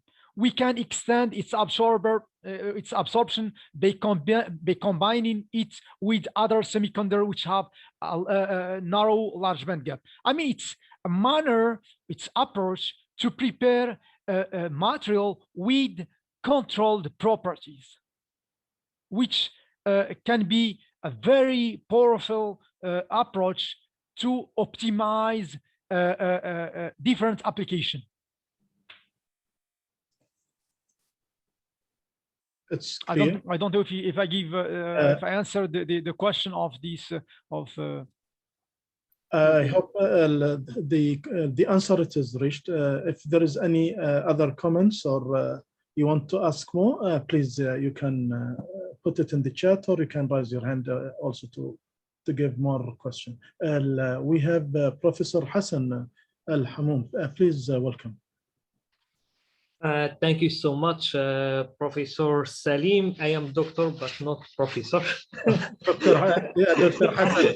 Yeah. Just to make it very clear. So, Professor Talib, thank you so much for your wonderful presentation. In fact, I want your advice. Okay, so I'm also using spin coating technique or sol-gel method to deposit thin films. I'm speaking about CZTS for thermoelectric application. Yes. So when I use spin coating, I opt in pure phases, pure standard phases of CZTS. This is a perfect thing. But the problem is I have a very high roughness, which means that the electrical conductivity is very, very, very low, in order of 0.1 and 1 Siemens. But when I move to sputtering and thermal evaporation techniques, I don't opt in pure CZTS material, but I opt in again very smooth surface with very low roughness and very high conductivity. So I have this problem between the two techniques for SIM materials. So for me, I want to ask what we can do in order to improve the electrical conductivity, especially for, let's say, nanoparticles. Because for nanoparticles, the main problem for me is the electrical conductivity, which is very low. So I want to improve electrical conductivity. I hope you understand my... Yeah, I understand. I mean, my first comment on your question is the conductivity is not connected to the roughness. Maybe the roughness can influence the optical properties of your material, but not the electrical properties. Maybe the electrical properties are connected to the connectivity in your material. You talk about rough and smooth thin film, but I want to ask you, your film, is it based on nanomaterial or on thin film? Thin films. Thin films. It's atomic thin films. Yes. Micro. The thickness is micro. No, when I say atomic, it's layer by layer, atomic layer. It's the sticking of atomic layer which form your film. Yes. Yes. I don't think so. He don't use atomic layer deposition. He uses sputtering. Is it? Yeah, because yes, he used sputtering and he used if I remember I use both spin coating and sputtering. So then it's not layer by layer. It's not layer. It's a bulk material done randomly, and that's it. Exactly. The question. Atomic layer deposition is layer by layer. If you use other methods, it's not possible. That's it.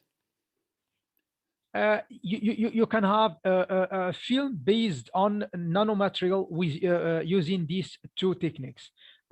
Because in this case, depending on the connection of your nanomaterial, because now you talk about rough and smooth. Maybe we have to go further in your investigation to understand what is the size of your nanomaterial, for example. The second point, it can be the porosity in your material, because you can have some information about the connectivity of your nanomaterial. It can give you an idea about which parameter you can tune to improve, because more your material have good connectivity, more your connectivity is better. So one of the manner to improve it is to anneal your film.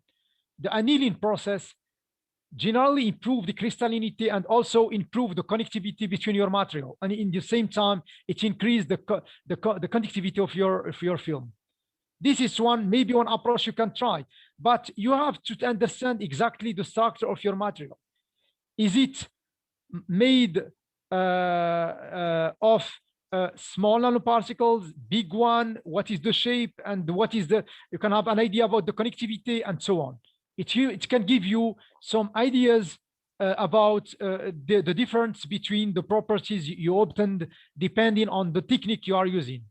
Because if you don't have any information about your film, it can be very hard to understand what's happened.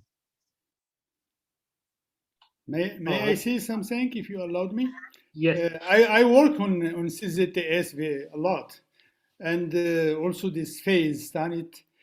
I think if you want to talk about conductivity and to go to this area, you have to make copper rich, because CZTS there is copper, and zinc poor, and to try to see how in which direction go the conductivity. Because copper has a high mobility in the material and can move and can give more holes, because the material at the end of the day will be p-type. So you have to try to make the right composition in order to get into the conductivity.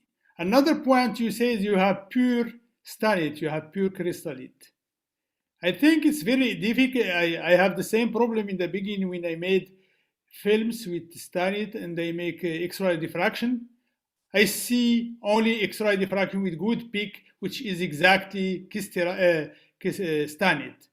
But if you add another method for the probe, which is Raman, you will find that there are other phases. So you have to be very careful.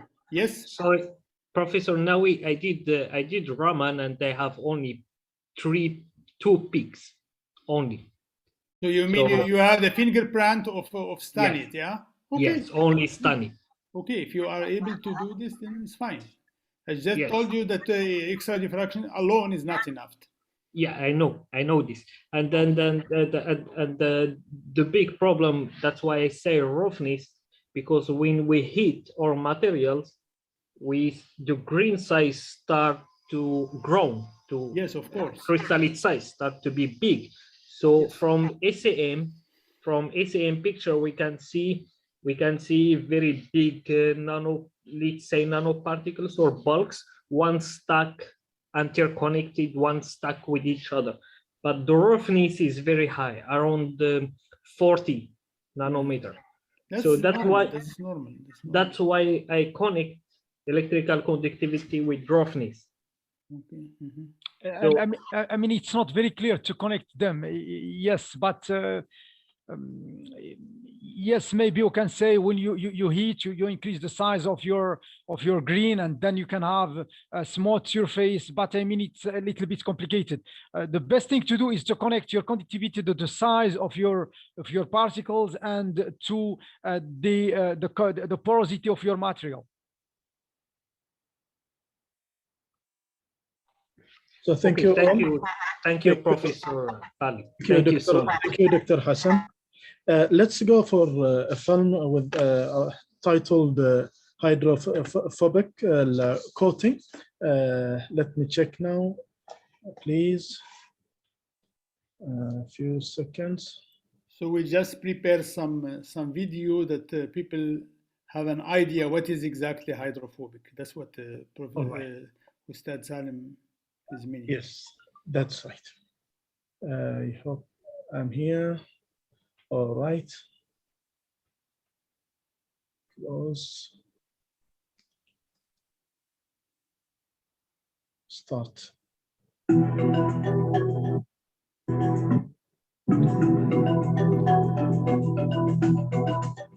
Sorry.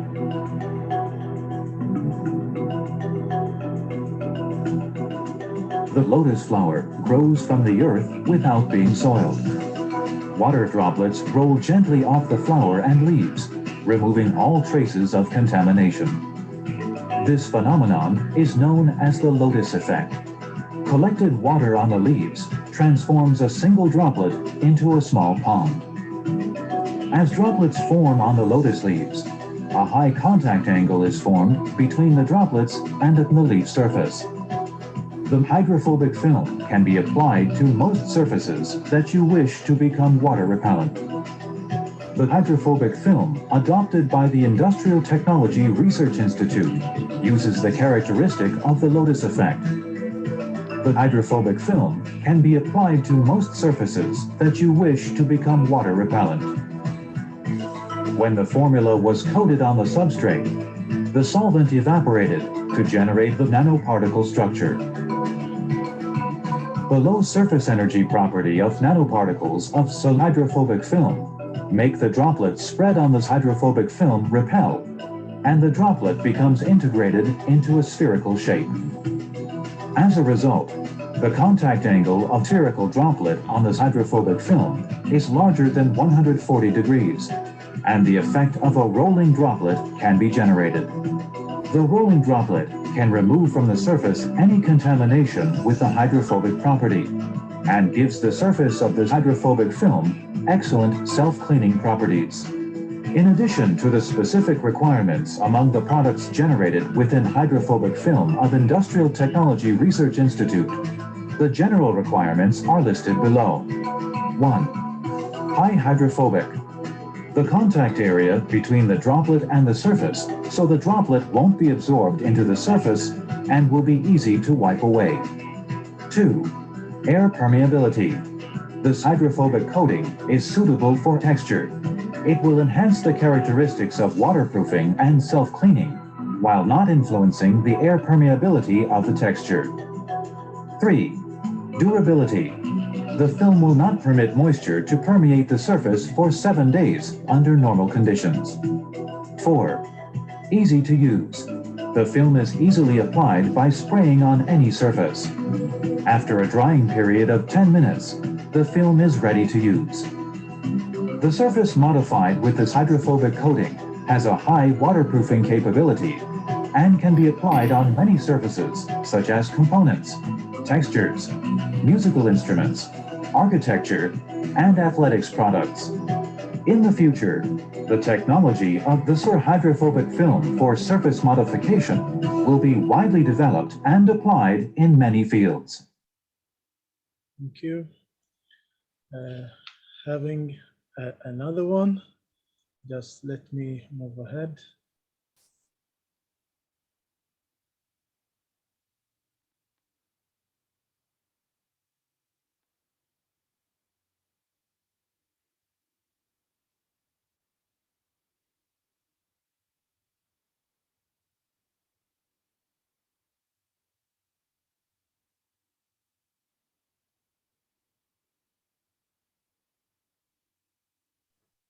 Going for the one which is titled Ultra Eva Dry. So let's go ahead. Let me do the shares.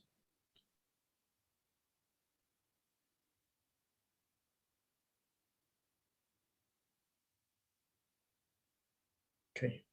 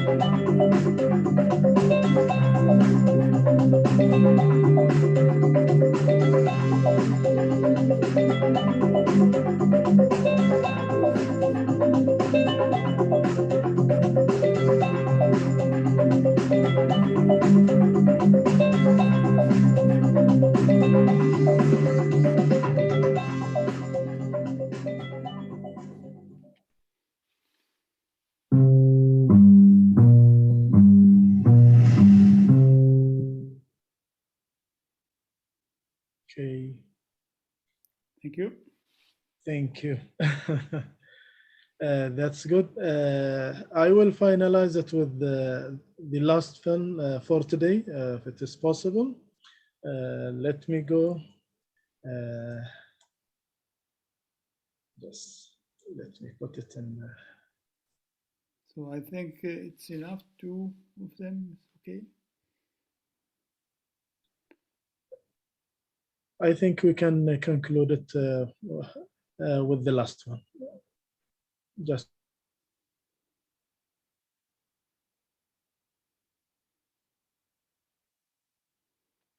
maybe it's enough for today, is it? time now, I think, yes, 4:39, yeah? Well, Yes. We can keep it for tomorrow. It's Yes, okay. exactly. Yeah, because we passed the time now. So, Professor Abdul Hafid, you can conclude your conclusion, please. I would like to thank all of you for assisting to this conference, and I would like to thank Professor Innawi for his kind invitation and for bringing me to be part of this virtual learning university, and also you for your support, technical support. It's all very great because sometimes we need it. And it is very important for the success of this like this event. So really, it's Professor Ahmed Nawi, it's a great job you did. I can say it again, because you get in touch with every one of us. You convince every one of us that this virtual learning university can be the future, and it's new approach for learning, which is universal. That means each one over the world can take part in these lectures, in this conference, and we can share our expertise, our knowledge with people over the world. So thanks again, Professor Ahmed Nawi, for this very great and very interesting initiative, and also you for your support, technical support, which is very important in this kind of events. And I think that we have a lot of audience, and that means that it's really successful. Thank you. Thank you. Thanks again. Thank you very much. Before leaving the last speech to Mr. Ahmed, I want to take a group photo. So each one, you can open your video. Who wants to open it? So let me go for the group photo. You have to let him open it. Yes, anyone, everyone, you can open your video, please. Who wants to take a photo? So please open your video, everyone. It will be a good souvenir. Ayub, Bala, Walid, Hassan al-Bari, Zakia. Yeah, some of them they are not there. They just show up, or they don't want to open the camera. Okay, so let's take the group photo. 1, 2, 3.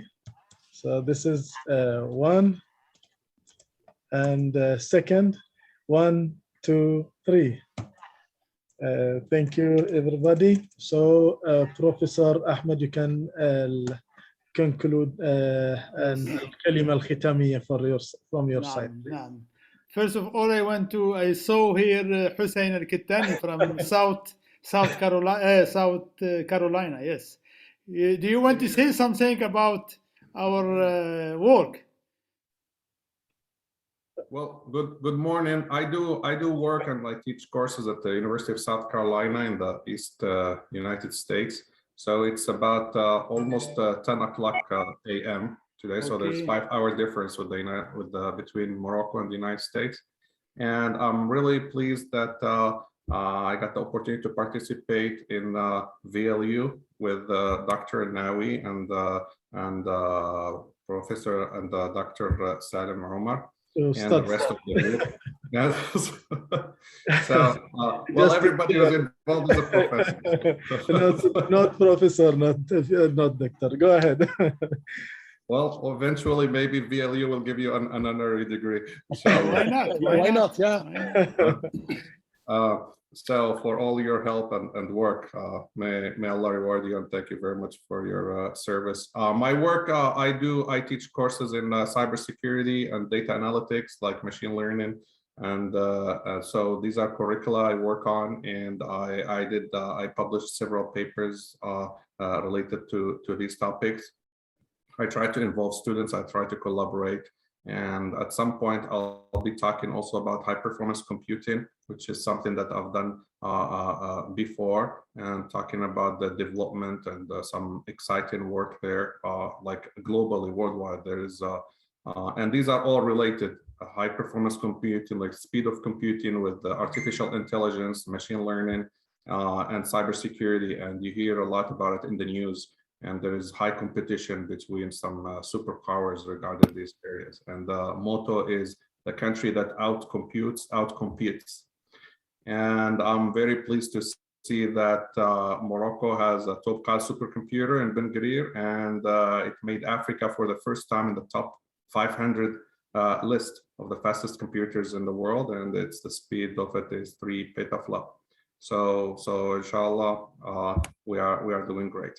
Gulf countries already had several computers in the top 500, including Saudi Arabia. Thank you very much. Thank you very much, Dr. Hussein.